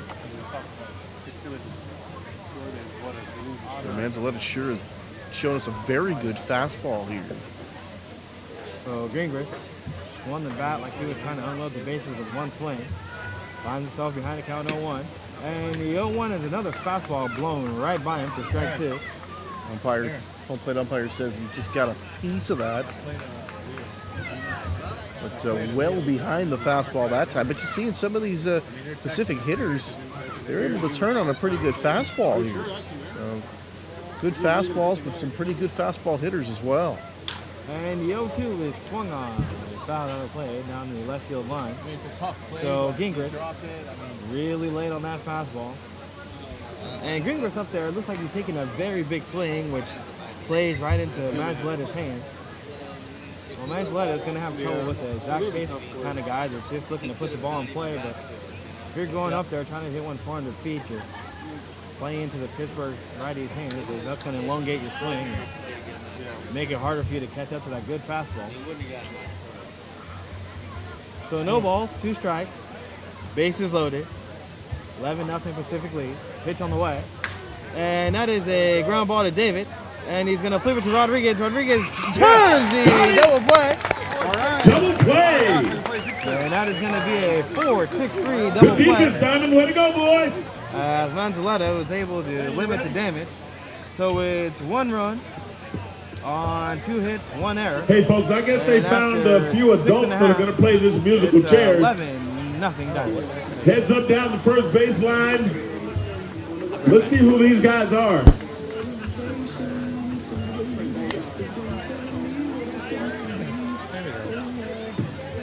Put him in a circle, by the way.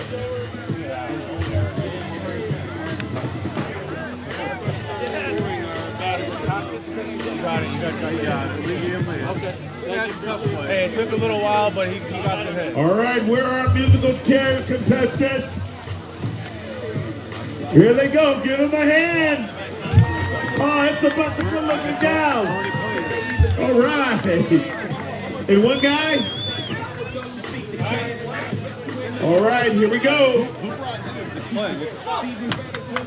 Oh, we're loading up out here in musical chairs.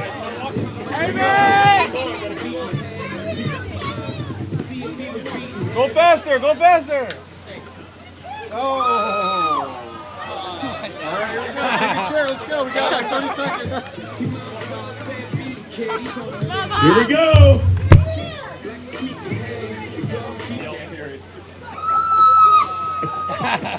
That's another one out. Music's on, let's go. Go faster. You gotta Go react. faster.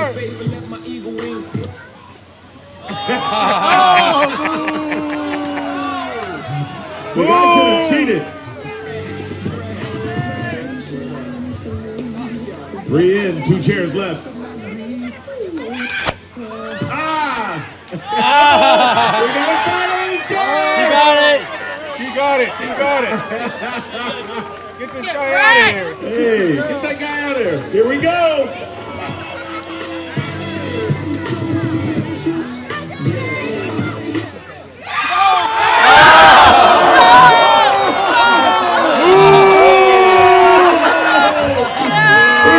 She won. No, he couldn't have won. He pulled the chair.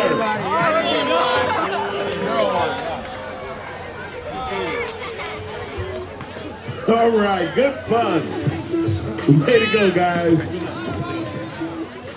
Come on, guys, give those guys a hand.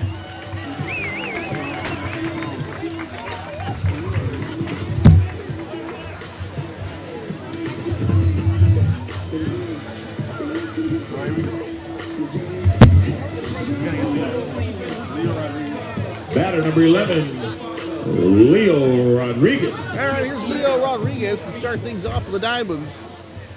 As they trail 11-0. Which has turned out to be a beautiful night here at City Park in Pittsburgh. Big right-hander set, and this one is whacked into the left field for a base hit. So Rodriguez starts things off here with a base hit. Base hit, Leo Rodriguez. And that'll bring up Tyler Epler, the catcher.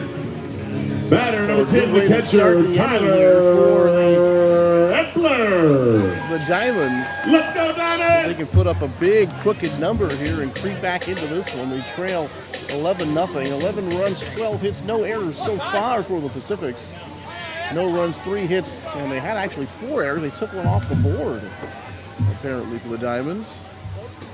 And that pitch is a bit low. Ball 1 ball with no strikes.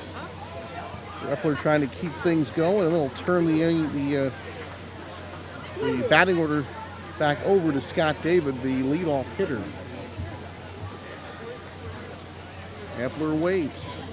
And the 1-0 pitch. Swing. This one into left field, down to the corner, running over there and making the catch is Johnny Bukakis, running well over there toward the line. And Johnny had to go a long way to get that one, but get it he did. And got to give a whole lot of credit.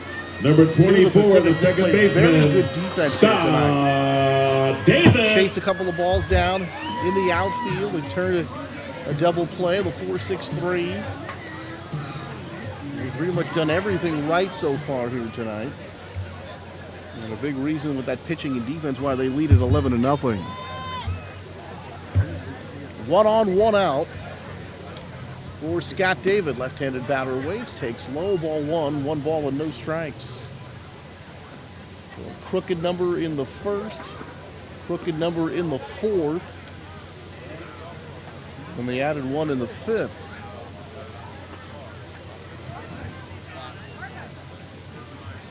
And now Nick DeVar wants his catcher to go through the signs again. And Gingros will oblige. Peek back at the runner. And the pitch, swinging this one fouled off. A little roller toward the Diamonds dugout. So you might be wondering why they're paying so much attention to the runner at first base with an 11-0 lead. Sometimes big rallies can get started. Little things can start big rallies. Just trying to play smart baseball. Chavez holds the runner on. This one is laced into right field. That's going to be a base hit. Here we go. And Hova will play it back to the infield, and 2 runners on here with 1 out for the Diamonds, and they have mounted their best threat of the ball game so far. Third baseman, Rich Mejia. So here's Rich Mejia trying to keep this one going. Oda Let's go, follow. Diamond fans, make some noise. And then Jose Canseco in the hole. So the first time tonight that DeVar will be in a little bit of trouble. So 2 on and 1 out here. Mejia trying to keep this one going. And that ball in there for a strike. I thought it was going to be a bit low at first, but called strike 1. Jose has grabbed a bat. He's in the hole. See if the Diamonds now, Tony, can make some noise here. They've got a threat going. Absolutely. I mean, staying quiet to not kill the rally. There's one driven in the left field, and they're going to hold Rodriguez over at third base. All right, here we go. You guys make some noise. I think the crowd, Tony, wanted the go, runner to try to score there, but it's really not a bad call. Down by 11, you certainly don't want to risk having your runner thrown out at home plate here. But if a ball hits so slowly like that through the infield, you would certainly think that the runner, with seeing the ball on the ground going initially, would score on that play. Sure, if Rodriguez gets a good secondary lead off second base, you should be able to score on that hit. However, you do have to think, if you are the Diamonds, the last thing you want is to take any chances of a runner getting thrown out. Not at worth home it. plate. Yeah, like it's not the risk-reward equation does not work out in your favor there. But yes, under a normal circumstance, Rodriguez should have been able to score from second base. So not quite sure what kind of secondary lead he got or what kind of jump he got. But nonetheless, All right, we got the bases loaded. it's going to be the bases loaded. Odo is the batter. Let's go. Make some noise, fans. With one out and one of the best hitters on this Diamond team coming to the plate, Nick Odo.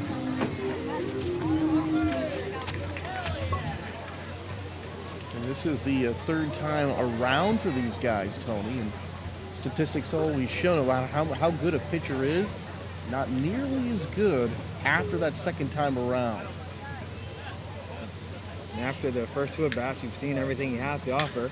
As that pitch is swung on and driven into center field, as Hova cuts off pace as he fires it over to third. And that is going to bring home the first run of the game for the Diamonds. So Zach Pace had the read on that ball in center field, but Hova, All right, ladies and gentlemen, who possesses over a here. much stronger arm, was Here able we to come go. over and cut him off. And Batter Ben Davis number from going over to 33, designated hitter Jose Jose has gotten behind the Canseco. count twice to DeBar, and then DeBar's been able to finish him off with breaking balls and low. We'll see if Jose can make the adjustment this time and turn this matchup around. He's 0 for 2 with those 2 strikeouts. So it would not surprise me at all if Jose Canseco did something productive in this at bat, because say what you will, he's a major league hitter, and part of being in the major league is being able to make adjustments. So you might fool him, and you might fool him again, but for a third time seems highly unlikely. The first pitch is swung on and missed for strike one. And look at that defensive alignment.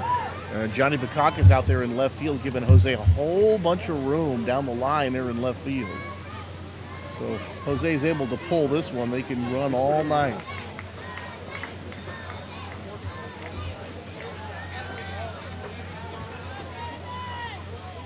On one pitch, on the way. And that is swung on, driven to center field.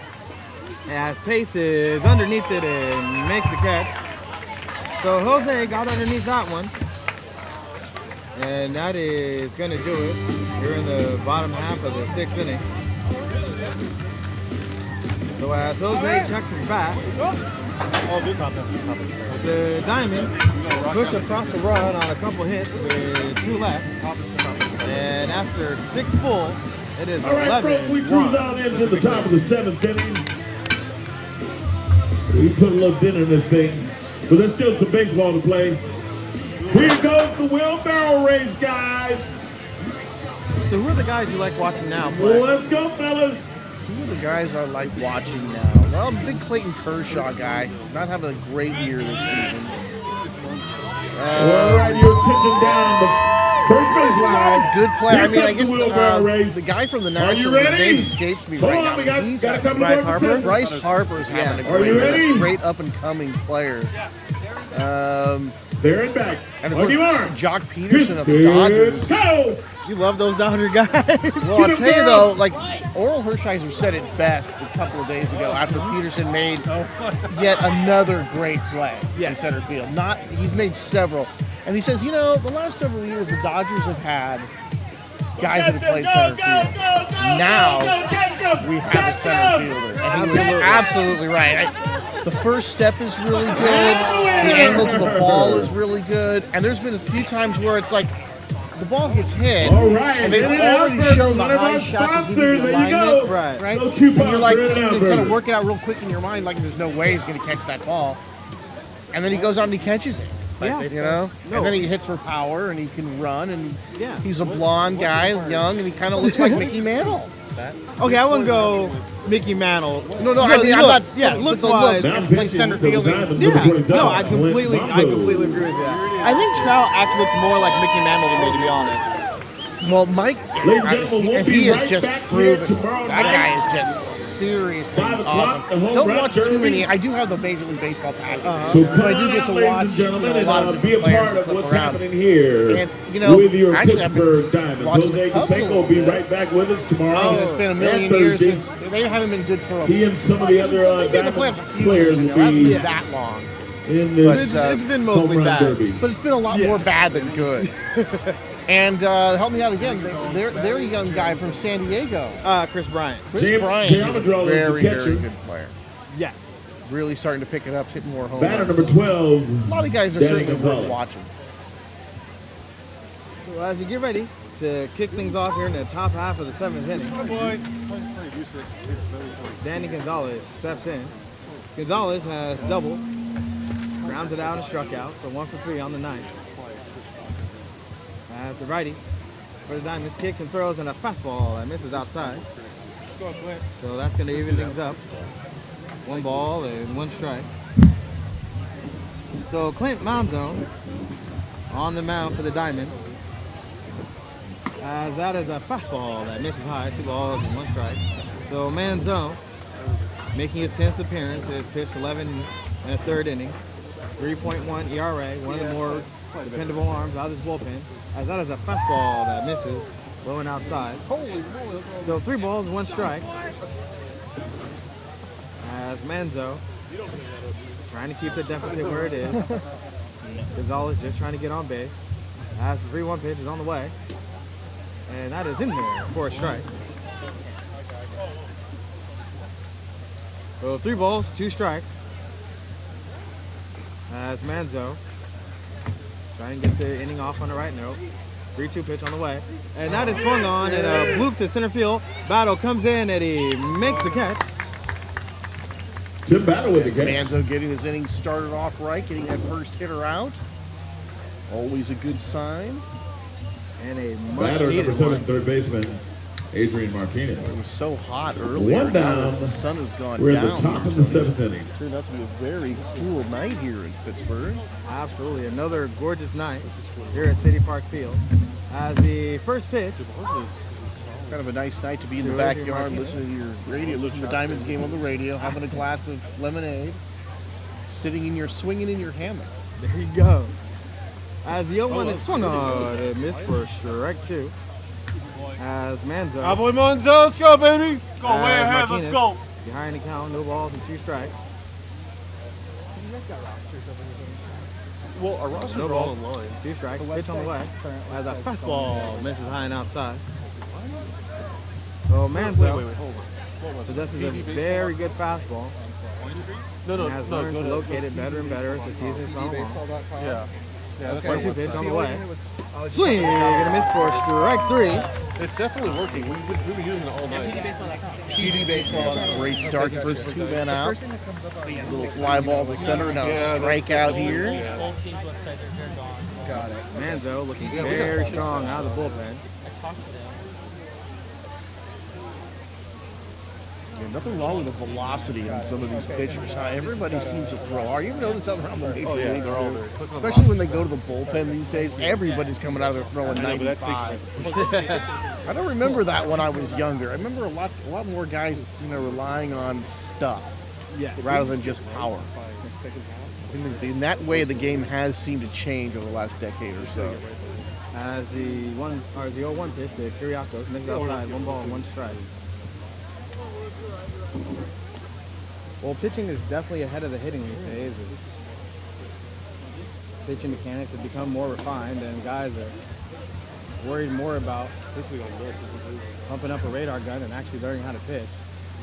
Isn't it funny how, all the new things that are going in with pitching and the way to get prepared and everything and mechanics, and yet we're seeing as many injuries to pitchers as we ever have, maybe even more. I'm just wondering how that is because, they're limiting, pitch count, they're making sure the mechanics are perfect, going through all these different things as these guys come up. And you just got to wonder, are these guys just throwing too many pitches when they're younger and they're coming up? Is it a cumulative effect? Or is it just something that you're throwing so hard, something's going to break? As the 2-2 hits Rodriguez out at shortstop, and Rodriguez boots the ball and goes in center field. So that is going to be an E6 that's an error. on the Pittsburgh shortstop. And the answer to your question is yes Batter and number yes. 24. More kids are Center playing fielder, baseball now than they Zach ever Pace. have. And with that, someone's got to 2 pitch out. those innings. And with tournament Man on ball first. and the Under Armour games and this and that, Top of you the take a seventh. kid that home throws because the the hardest, pitch is warming up. and you basically pitch him until he's worn out at like 18. But isn't it funny though? Because it seems like there are so many more sports that are popular that weren't popular before. Like when I was growing up, lacrosse was in its infancy. As a ground ball to second, as David is going to fire That's it 3 to down. first base. We'll continue this All one. right, ladies and gentlemen.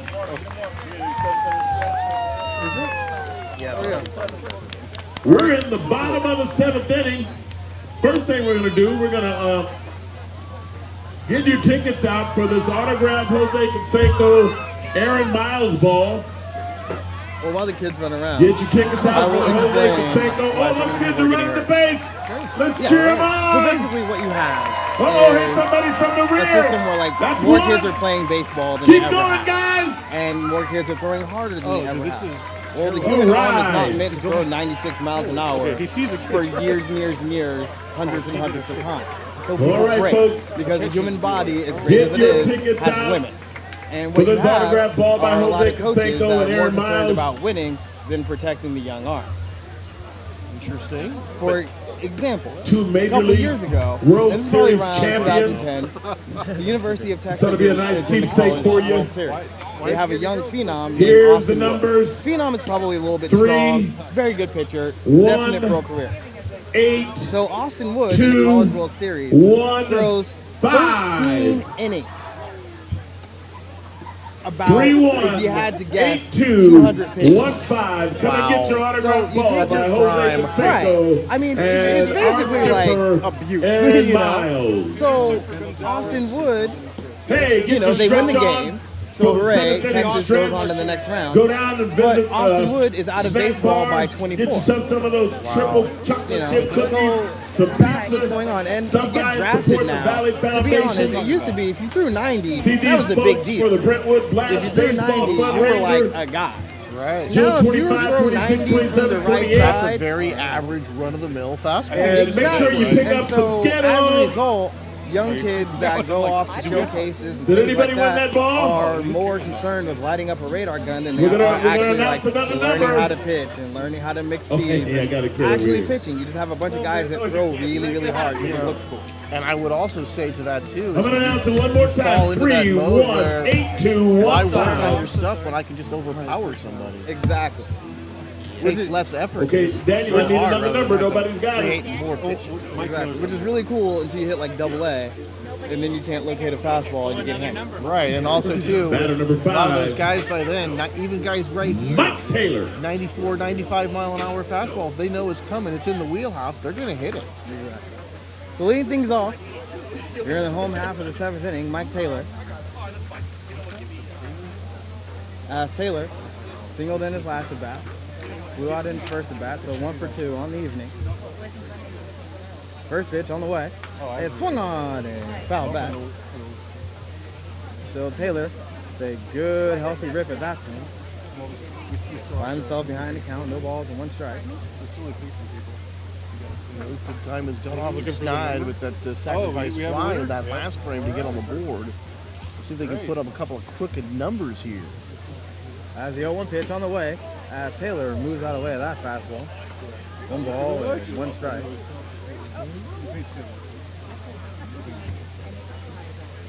Little Taylor, hitting from the right side, slightly open stance.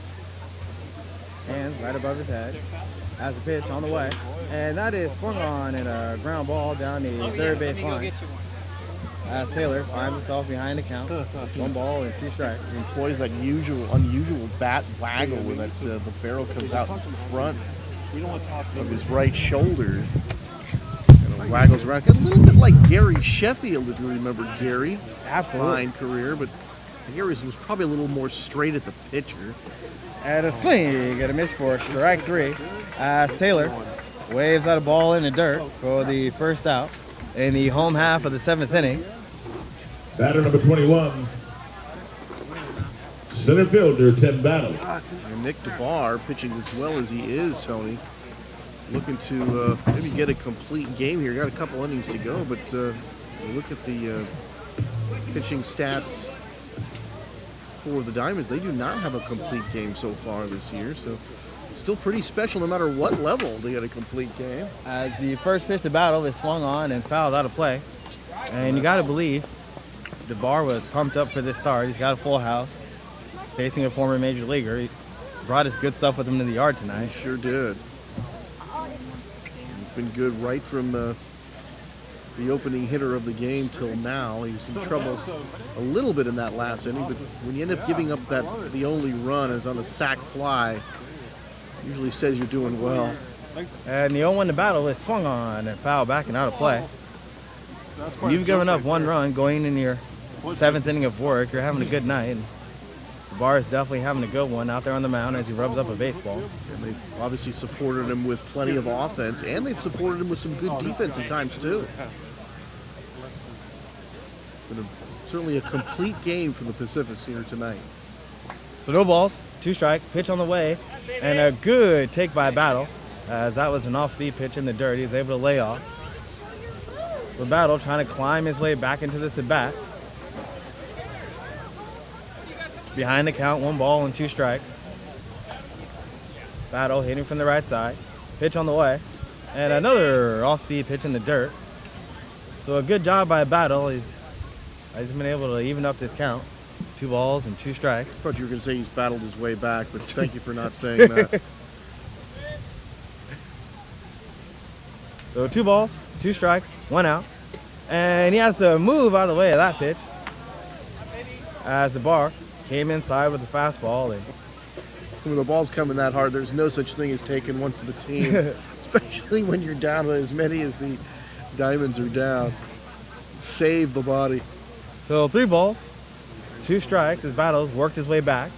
And that may have got him or it may have not, but either way, Battle will head down to first base. Almost did sound like it kind of clipped his uniform. Maybe did a little bit, left fielder, but it cannot be understated. That is an excellent at-bat by Tim Battle as he was behind the count 0-2, and he was able to work a walk out of it. So Battle, even with the score being what it was able to bear down and grind out a base on balls. As Nash Hutter steps to the plate. Hutter getting a start in left field tonight. Struck out twice. He takes the first pitch, and that misses high. 1 ball and no strike.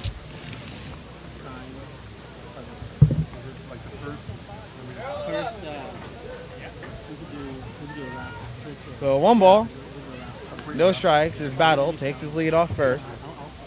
DeVar, who always works from the stretch, kicks, throws, and a breaking ball that misses low.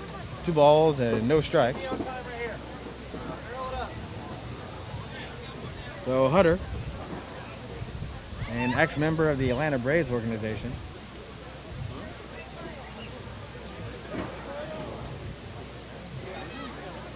looking to bring the Diamonds closer in this ball game. Has a pitch on the way. A swing and a miss for strike 1. Hutter behind on that fastball, but still finds himself ahead in the count, 2-1. He's going to try and pick out a fastball that he likes.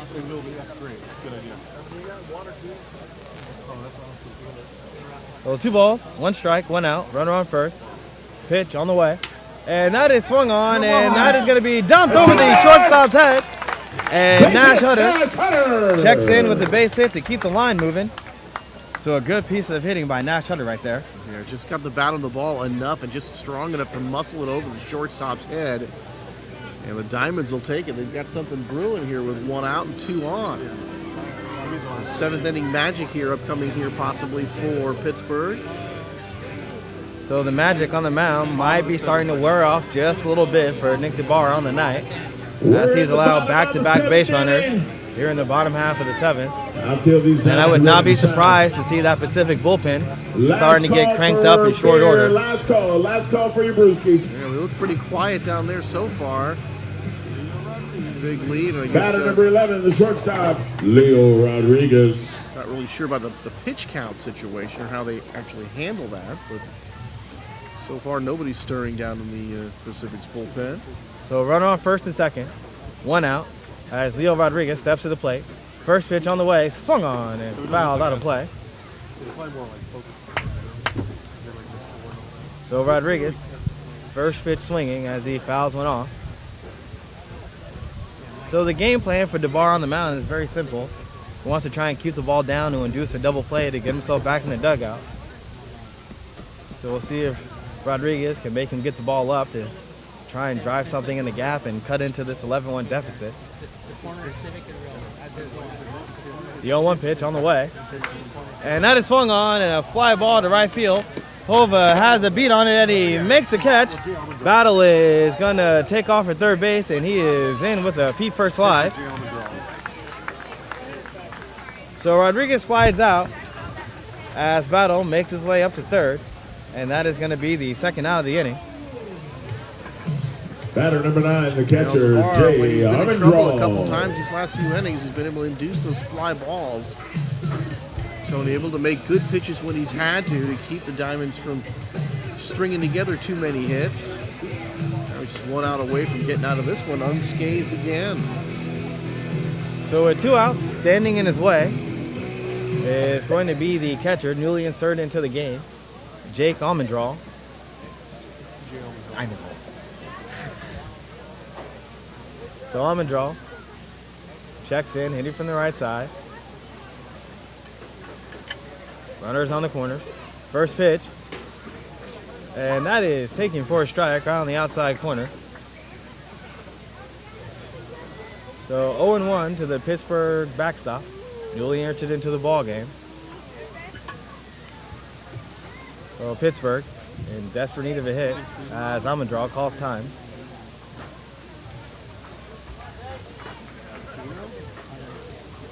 So Nash Hutter over at first.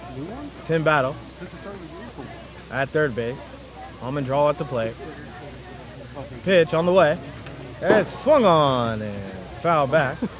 As Armendral took a big, healthy rip at that one. As he finds himself behind the count, no balls and 2 strikes. And Matt Chavez over there at first base not holding the runner on in this situation. So I think if Armendral could get one into the gap, a chance for 2 RBIs here. Runners going on contact. Oh, no balls, 2 strikes, 2 outs. And the pitch is swung on, and it's a fly ball in the shallow right field. Hova has a beat on it, and he makes the catch. Oh, Armendral flies out, and that is going to do it for the Diamonds here in the home half of the 7th inning. So after 7 complete here in the city of Pittsburgh, the Diamonds are down by 10. We make our way into the top of the 8th inning. No way. You got to get video on this, man. Just throw that knuckle Now ball. pitching for the Pittsburgh Diamond, number 33, Jose Canseco. Well, with a 10-run ball game, Jose Canseco is on the mound, and He's he is going to pitch. He's had these really nice puzzles for kids. So as long as you're here, you might as well get your money's worth. I think he has about 20 of them, and he's going to raffle them up tomorrow. I think Jose's always wanted to pitch. That's my newfound theory. Because I remember when he pitched in Texas, And he got hurt. yeah, and he got hurt that one time. But I think Jose's always had a little bit like, I think he's always wondered if he could pitch. I think, you know, Thursday night, a lot of pitchers want to be home run hitters. We got Jose Canseco playing right here with the Diamonds. He's pitching right now. And just what a great A lot of time hitters out. wanna What a be great time. You pitchers. didn't have to cross the bridge and go through Not a too tunnel. many guys can to get do some both. good baseball. Especially at the major Hey, league we level. got a lot of But our I gotta baseball tell you, play here. I imagine Come back out tomorrow night. if you look at him, Kept everything you he need probably to know pitched in about high school. the I would Pittsburgh imagine. Because he had, like, when he was scouted, he had a good arm. So they probably threw him on the mound, so he's probably done it before. Well, I mean, I think, you know, at that level, usually your best athletes or your pitchers, those guys are your cleanup hitters. Exactly. You know, but then as you got higher up into the higher minors, it became clear that, well, I'm probably not going to make the majors as either a hitter or a pitcher. I've got to settle on one. Right. So Jose Canseco is going to get on the mound. So I'm not even sure if he knew when he woke up this morning that at around 9:14. I mean, you think, Tony, to this day, how many guys, if you think of outside of Babe Ruth, that have been successful both hitting and pitching? All right, fans, let's hear it for tonight's pitcher. Rich Keel was for a Let's hear little it for bit. Jose. Well, if you can call that successful. I mean, doing pretty good as a pitcher, and then he completely Leading off blew to center up. field. And then he was Johnny doing okay as a DeConkis. hitter, and he kind of disappeared. Yeah. That was my one answer to the Jeopardy question. Good answer. I So- mean, so- he's the guy that he was actually a hitter and a pitcher. So Johnny Bukakis steps in and he is hit with the first pitch knuckleball. And he did not try to get out of the way. As he doesn't even try and get out of the way as he makes his way down to first base. And that's one of those that just Now not batting thrown number hard 8, enough to Matt really Chavez. kind of force you to try to get out of the way. And that one's not going to hurt very much. But you know what? Everyone is tuned in to an 11-1 ball game in the bottom half of the, or excuse me, in the top half of the 8th inning. So we are definitely doing something right tonight. As Matt Chavez steps to the plate. Chavez with 3 hits tonight.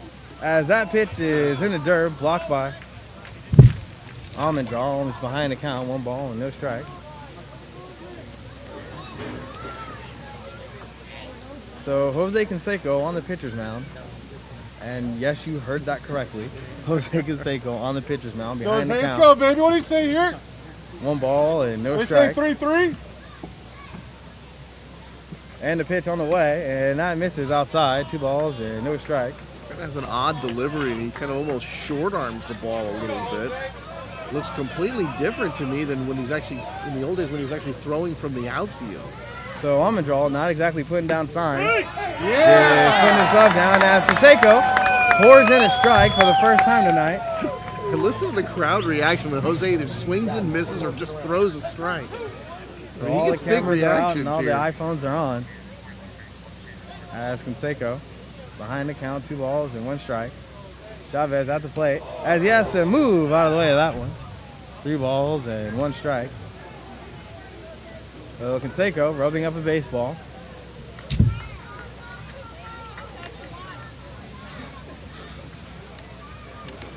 Three balls and 1 strike. As Mikel Hova waits on deck as that pitch is swung on and a ground ball that is going to be fouled down the third base line. You know, in this situation, too, if you know, Diamond's manager Aaron Miles, you're thinking, do I really want to burn too many more of my pitchers? Got a long season left. True. You know, very valid point. Turnouts here. Go ahead. Hey, Jose, go ahead. You know, we're down by 10. You know, it's this late in the ball game. Might as well save my pitchers for the next several games. And you know what? If you're Matt Chavez at the plate, 1, this is secretly kind of cool. 2, you probably really don't want to walk. You really want to try and put the ball in play. As that was a knuckleball in the dirt, and Chavez had no choice on that swing. But if I'm up and I'm facing Jose Canseco, I'm hacking. Absolutely. If it's in the same zip code as me, I'm swinging the bat. So with 2 on Number 10, and nobody right out, fielder Mikel Hova. that is going to bring up Mikel Hova. So we are getting to the bad neighborhood part of the lineup. Yeah, I'll say. As it's Mikel Hova. Then Williams waiting on deck.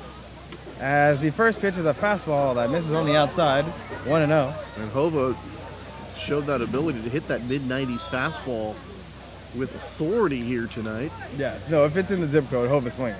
As they're right on cue, that ball is hit and fouled down the right field line. Hey, boy, Jose, let's go, baby. So that's going to even things up. 1 ball and 1 Here you go, strike. baby. So Canseco back on the bump. As Mikel Hova steps in. So Hova looking for something to drive. As that is swung on and driven to center field. And Battle is there and he makes the catch. As Hova really got into that one. But hit it right at 10 Battle in center field and he will make the U-turn. Right back to the dugout. If Battle didn't catch it, he was going to knock him down. But that ball was scored. Hey, boy, Jose, let's go, baby. Batter number 18, the designated You talked about that as the epitome of an atom ball. Williams. Absolutely torch off the bat of Hova. 1 down. So the ERA for Jose Canseco is still 0. Give me ground ball, baby. As Williams steps to the plate. As that is swung on and that is driven to center field. And Battle is there and he makes the catch. So after allowing the first two on, Yeah, baby. he gets the next two to hit fly balls to Tim Battle in center field. Batter number 25. That one's And kind of Jose much more to Canseco. Jose's liking, though. Kind of just a looping fly ball, that second one. Two down, The two first down. one, you kind of have to wipe your baby. brow after you hear that one come off the bat. So he is one batter away from working a scoreless frame. As Canseco working out of the stretch. As that pitch is swung on and blooped in the right field, and that is going to land fair, and the bases are going to stay loaded as a strong throw in from the outfield keeps the runners right at bay. As it looks like that is Rich Mejia, who moved into right field. Tiger Pearson comes to the. Oh, I'm sorry, Tiger Pearson. With 2 outs, I was really surprised that the For the runners Pacifics, number 9, were Tiger moving a little Pearson. quicker on contact that time. It was kind of unusual, 2 outs, a runner in second, not scoring on a play like that. Well, I think with the 10-run lead, you just kind of want to play station to station. No real reason to run up the scoreboard. Okay, that's As Tiger Peterson steps in with 2 outs and the bases loaded, hitting from the left side. First pitch from Canseco. Is in there for a strike. Much to the delight of the crowd. I gotta say, this is the most fun you can have down 10 runs. Yeah, baby. the fans are definitely into it here. Come on. Canseco kicks, throws, and it's in there for a strike.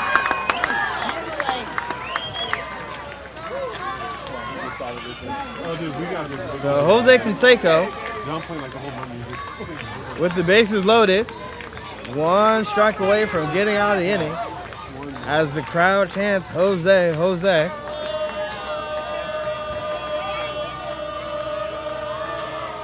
And now he steps off and he calls the catcher almond draw as they try and get on the same page. So almond draw. I imagine the conversation like, what do you want to throw? Okay, cool, we're on it.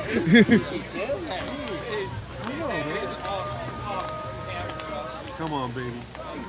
Let's go, All right, Jose. so no Come balls, on, 2 baby. strikes. I'm going out a limb, calling knuckleball. Make some noise, So fans. Jose gets the sign that he wants. Pitch on the way, and it's a fastball that misses high. So Jose tried to elevate a fastball by Peterson.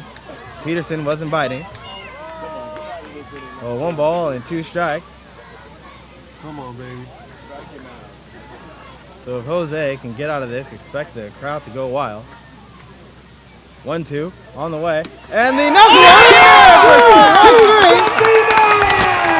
As he came with the knuckleball in the outside corner, and Peterson cannot believe it, as he is having words with the umpire. And he is still having words with the umpire. You better watch out, he might get run from the game. So that is gonna do it. He got him. Strike 3. And he's still talking about it to the umpire. Throw him out. Jose Canseco gets out of the inning. Let's go. He goes and stops it up, and that was beautiful.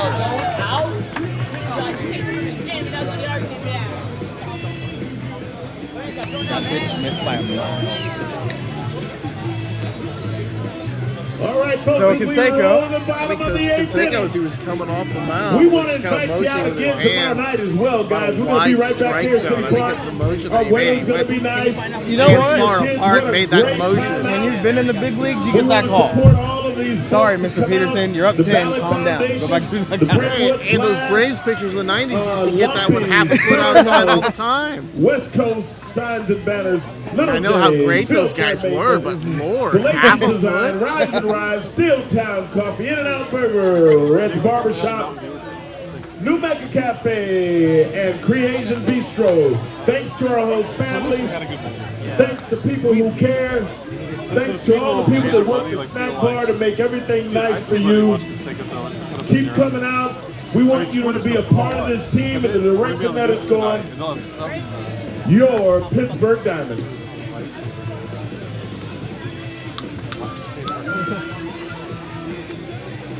because it takes the attention away from people going out to like, Jose throws a 0. When the other pitcher's getting lit up, Jose throws a 0. You know what I mean? Okay, who's coming up?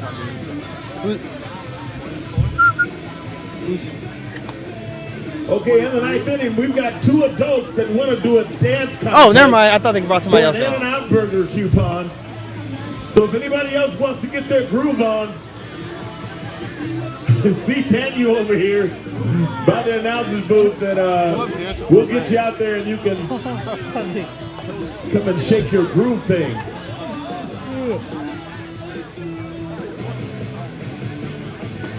Come out and do the boot scooting boogie. Or the electric slide. To the left, to the left. Now scoot. Dance off. I think this Pittsburgh police officer said he's going to get in it right now. PDBaseball.com, that's our website.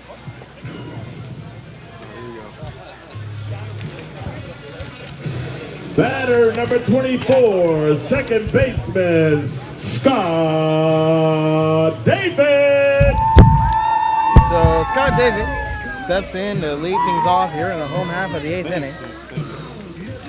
So David has reached base twice as he steps in for the 3rd time tonight.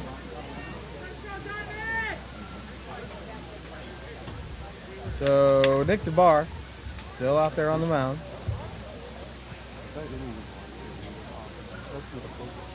And the first pitch is a fastball that misses on the outside. 1 ball and no strikes. Just from this vantage point, maybe it's because it's the first pitch of the inning, Tony, but didn't look like the velocity was quite there on that last fastball. Nick's losing it a little bit. We're getting late. That is a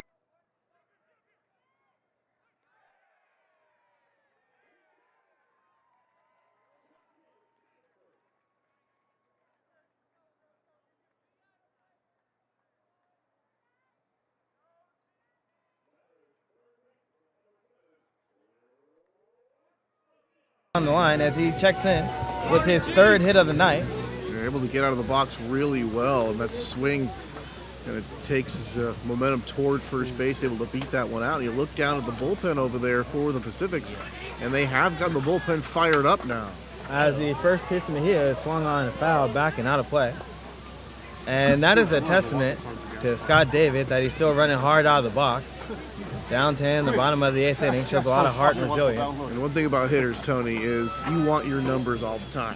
It doesn't matter what it is. You want that infield base hit. You want your numbers to reflect that. Good pitch there. As a breaking pitch in there for a strike. So David definitely was sniffing out that hit as he was going down the line. But the fastball, at least so far in this frame, does not look like it has the snap on it. But quite the heat that it had early in the game. Another breaking ball. Another ground ball as Kiriakos takes it, flips it to short, and a double clutch over at second base, and they are not going to complete the double play. And when you have a pitcher out there on the mound that's tiring, that can be a big play.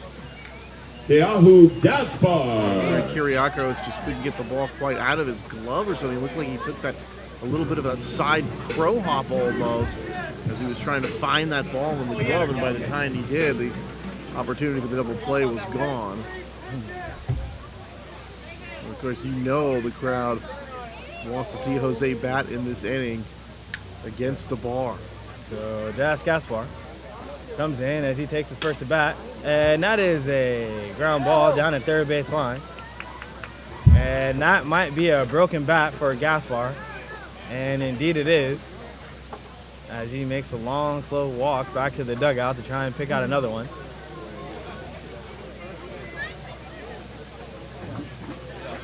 So Gaspar, upset that his brand new bat is broken. Yeah, those things aren't cheap.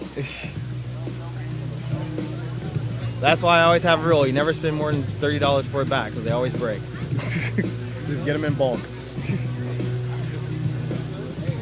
So Gaspar says goodbye to his friend and picks up another one as he makes his way back to home plate. We're trying to make out who's down there in the Pacific's bullpen.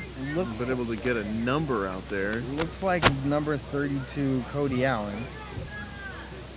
My eyes do not deceive me. As the pitch is on the way, and that's a fastball in there for a strike. So Gaspar behind the count, no balls and 2 strikes.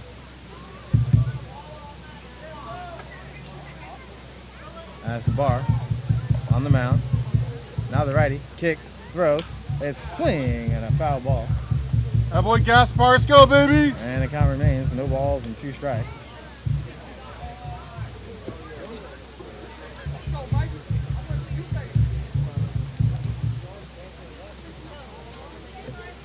So no balls, 2 strikes, 1 out. 11-1 Pacific lead. They're in the home half of the 8th inning. And the pitch on the way. And that is a curveball that just misses on the outside. So 1-2 to Gaspar. Yeah, it looks like he's still got some snap on the breaker. Not the velocity for the fastball this late in the game, but still making the pitches he needs to make. Should have had a double play in that last one and been out of the inning. So DeBar looks like he's trying to just gut out one more inning as that pitch was swung on and fouled out of play. So Gingras unable to hold on to it. And that's going to cost DeBar another pitch. So it's the little things that have hurt DeBar on the mound this inning. Defense not be able to turn play, the catcher not being able to hold on to Let's a go, strike 3. Gaspar! Come on, baby! And to the credit, Tony, of the Pacific's defense, that's really the only one they've made tonight. Have not committed an error, and that's not an error, but should have been a double play. Yeah, baby, I see you working. Oh, As the 1-2 is foul, backing out of play. So hopefully those little things can add up to some diamond offense as they're trying to cut into this 10-run lead. So a full house here at City Park Field in Pittsburgh. 1-2 pitch on the way. And that's a ground ball to third baseman. They flip it to second, and they are not going to be able to turn a double play. As the ball gets by Chavez, Gaspar is going to head to second, and he is in with the head first slide. Just as I say that, they make their first error. But Batter number 33, unfortunately for the Diamonds, they get an out anyway. Jose Canseco! For DeBar, you've got to give him a lot of credit because the velocity is definitely down late in the ball game like this, and yet he's still making pitches, getting ground balls and some fly balls and things like that, making good pitches when he still needs to make them. So DeBar, in what is probably his last inning, and maybe the last batter of his night, one Mr. Jose Canseco. And we all know what the crowd wants here. So Canseco struck out twice and flied out. Runner on second. First pitch on the way. And that is a fastball that misses low, just a touch outside. A good take by Jose. He's been kind of bitten by that low fastball bug, swinging over the top of those. See if he can get one to DeBar to elevate one for him, but not quite as much velocity, and see if Jose can hit one onto Railroad Avenue. 1-0 pitch on the way. And that is a ground ball up the middle. Kiriakos has it, bounce off from into center field. Gaspar is going to come around the score. And Jose Canseco checks in with a 2-out single and an RBI, and the crowd goes crazy. Give him a hit. Oh, give him a hit.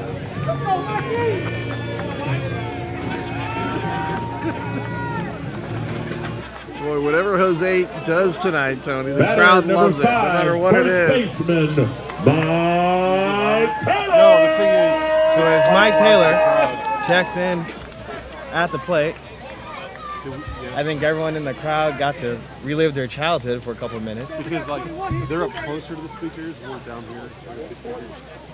So Mike Taylor No, yeah. checks in as he takes a first pitch fastball in there for a strike. So for Jose Canseco, that pitch is a ball. For Mike Taylor, that pitch is a strike. That is a rough night. So Canseco takes his lead off first. Taylor steps in. And Come that on, is Mike, a let's breaking go, ball baby. that misses high. So 11 runs on 13 hits, 1 error for the Pacifics, 2 runs on 7 hits, and 4 errors for the Diamonds. Taylor at the plate trying to cut into the deficit. And the pitch on the way. Sweet, get a miss. Boy, Nick just pumped that one up. That was the best fastball he's thrown in this inning. That was kind of reminiscent of the ones he's been throwing out throughout the ball game here tonight, Tony. Definitely a little more velocity on that one. And the pitch on the way, and that is a fastball for strike 3 on the outside corner as Mike Taylor strikes out looking as he makes that long walk back to the dugout. So we have finished 8 innings here at City Park Field, number 1, deep in the heart of downtown Pittsburgh. And your Pittsburgh Diamonds are down 11-2. We like to thank you folks for coming out tonight. But hey, it ain't over. We got a lot more baseball play. Come out tomorrow night and be right here with us again. Tell all your friends for you. What is the greatest team you've ever seen play?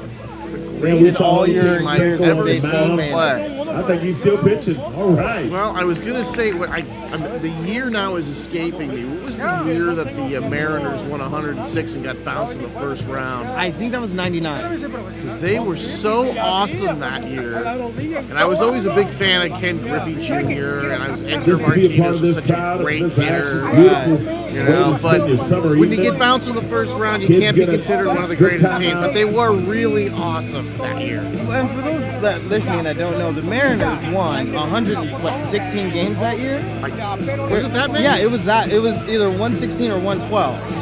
Which it was an ungodly number. Yeah, I thought it was 106 was popping in my head, but you might be right. It was just so ridiculous. We'll have someone Google that and leave us a comment about it. But they won it was like 110 in that area. Because the team they got bounced by, the Yankees, that year, everyone forgets, won 102 games themselves. Oh, wow. So they didn't get bounced by an 80-win team. The Yankees, in dealing with the Red Sox and that whole thing, they were one of the all-time great teams. Right, they just so happened to be playing in the same year where the Mariners were playing in a weaker division, one more game. But the Yankees were clearly the better team that year. Because I remember that. Well, and also, you know, the Yankees, that was right in the middle of that great run with all those homegrown players they brought up. You know what I mean? And obviously it wasn't a fluke. They were so good for so long.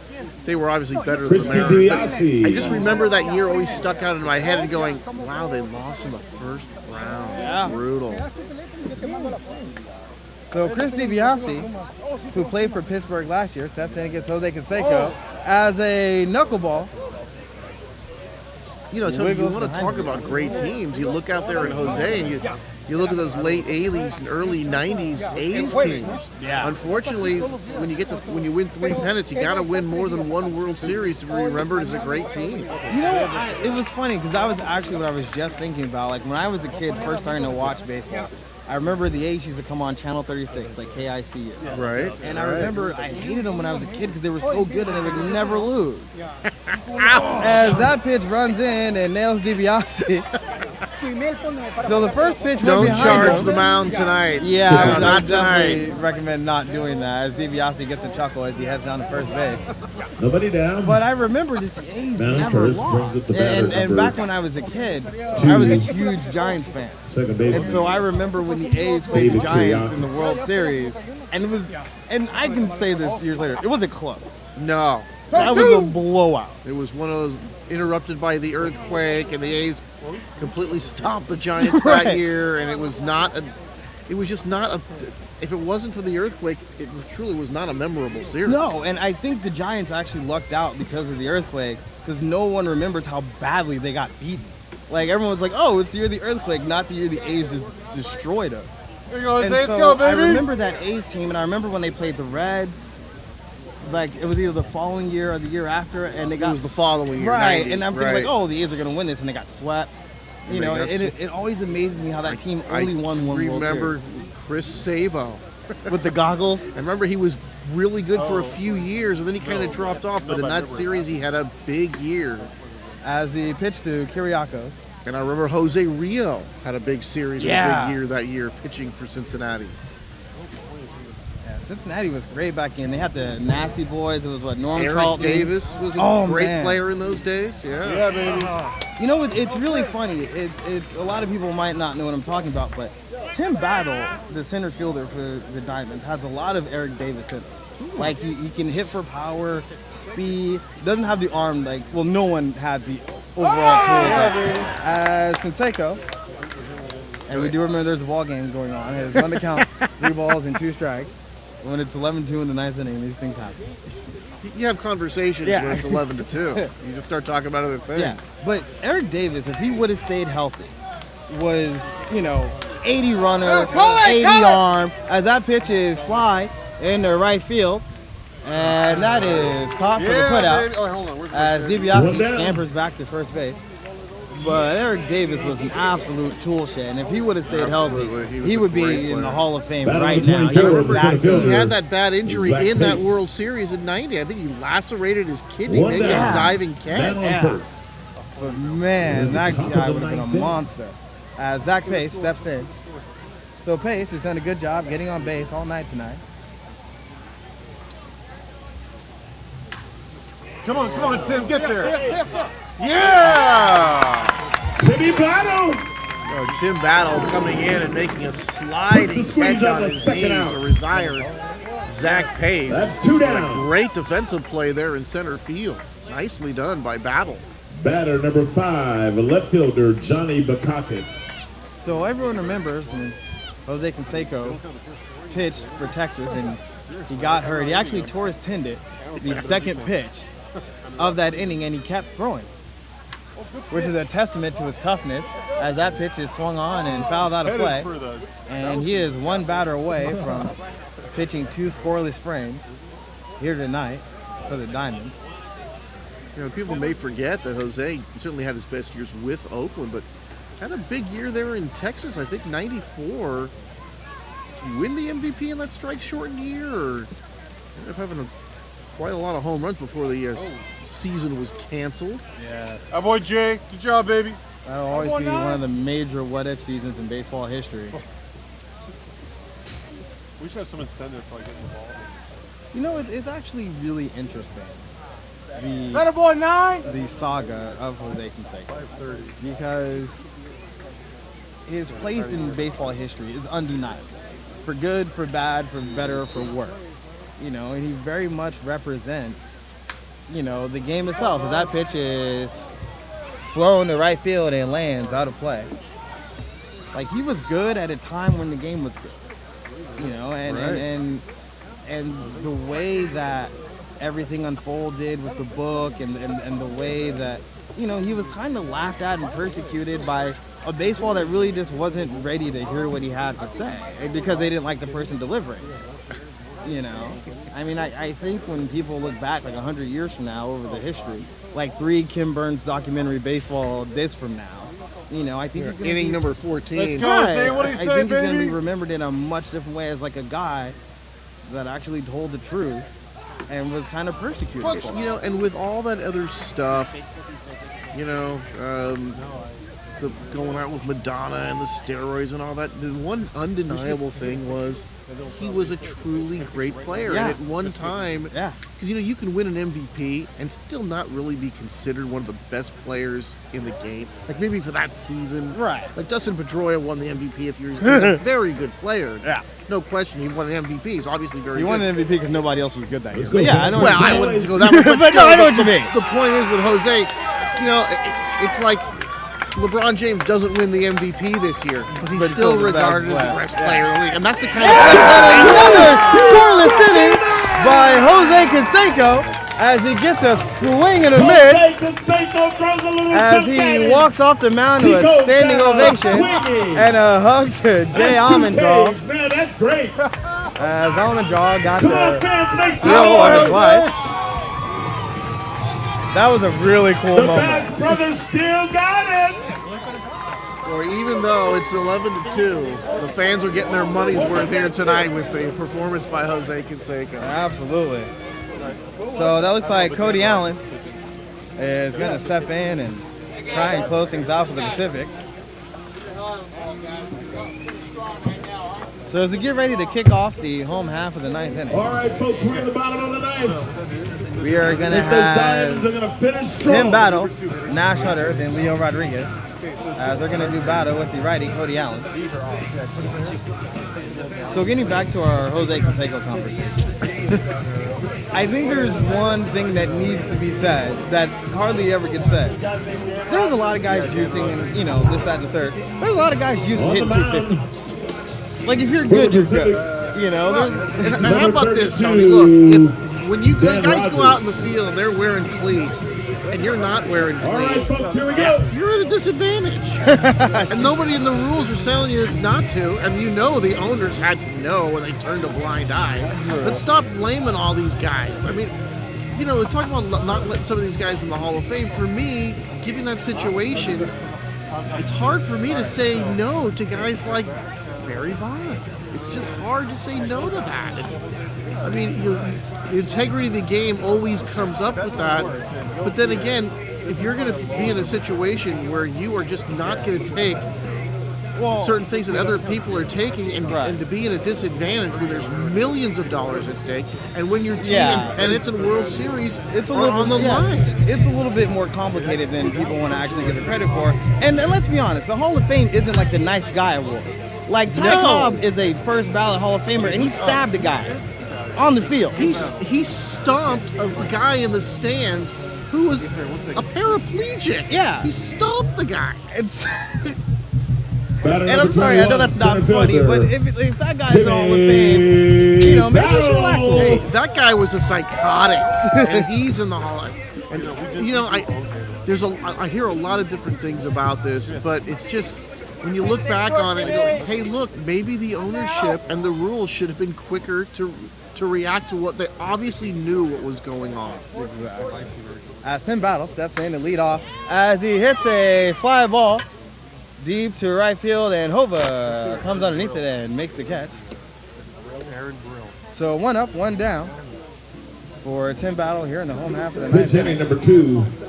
I'll tell you, Mikhail Hova has looked really, really good tonight. Yeah. A guy hitting for power, moving well in the outfield, and handling, I mean, what? You'd have to say mid-90s fastballs, I think, is a lot that we saw today. And he was able to turn on those very well tonight. Yeah. That guy looks like a guy that could be on the rise to me. Yeah. Talented player. Mikhail Hova is definitely, and he's been around. Like, he's played in Mexico, he's played the minors, he's been to Panama, he's been all over the place. And you can tell a definite seasoned veteran in this specific lineup. But yeah, I've actually been surprised at how much ground he covers in right field. So, no balls, 1 strike. As that pitch is swung on and foul back and out of play. So Cody Allen out on the mound trying to clean things up. As Leo Rodriguez waits on deck. It's one of those interesting nights because let's be honest, it's not been a good game for the Diamonds here. They did not get good starting pitching. They have not played good defense. We've given up a lot of runs, and yet we've all been entertained anyway. Yeah. And the thing is the first inning was bad, but if you take away the first inning, it actually has not been, a terrible game. Like, the Pacifics got a 6 spot in the first inning, but after that, they only got 4 in the 4th, and that's been it. You take away that first inning, it's a 4-2 ball game, something completely different. So something to definitely build on as we tee this up and try again tomorrow. And that's one thing about baseball too, isn't it? Tomorrow's another game. Absolutely. But to their credit, the Pittsburgh faithful, that pitch is driven to center field, and Zach Pace is underneath it to make the catch. The Pittsburgh faithful have stayed from the first pitch to the last. They definitely have to be commended for that. As this night is going to end up in the hands of Leo Rodriguez. Yeah, and I was going to say it's a school night too, but it's actually not. It's summertime. Leo but Rodriguez. It's a work night. We all got to get and go to work tomorrow. So Rodriguez steps in, 0 for 3 on the night. As Allen delivers the first pitch and now misses outside, 1 ball and no strike. So Jay Almondral waiting on deck. Rodriguez trying to extend this game for one more hitter. As the pitch misses high. 2 balls and no strike.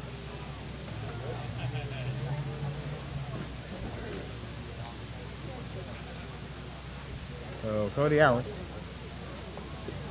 trying to end things on mound for the Pacific. As the 2-0 pitch is a strike right on the outside.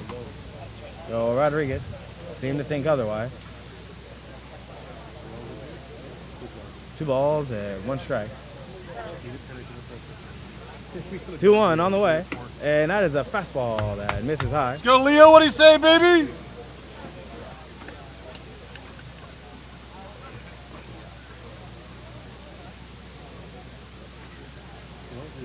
So 3 balls, 1 strike, 2 outs, 11-2 ball game.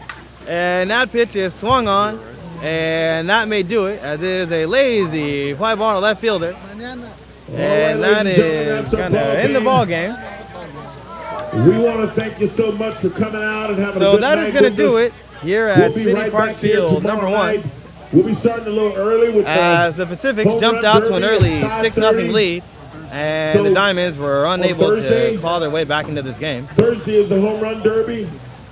Like I said, you know, so get out not early. The best game here for the Diamonds, but still entertaining. Seeing Jose out here, came getting in those strikeouts, got on the but even getting that big roar from the crowd, Tony, when he struck so out. Tell your friends and family to come back out to still be entertaining in a game that's not close. Still good. We really appreciate you all.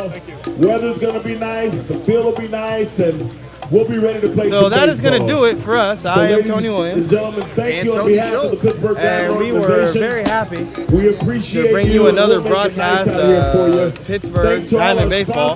Join us tomorrow, as we will be right back here at the same time as these same 2 teams. And we'll see you tomorrow night lock up here again. at City Park. So the final score from City Park Field is 11-2 Pittsburgh.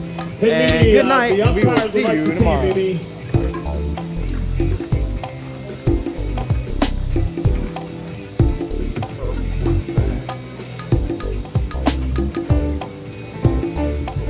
Turn this on.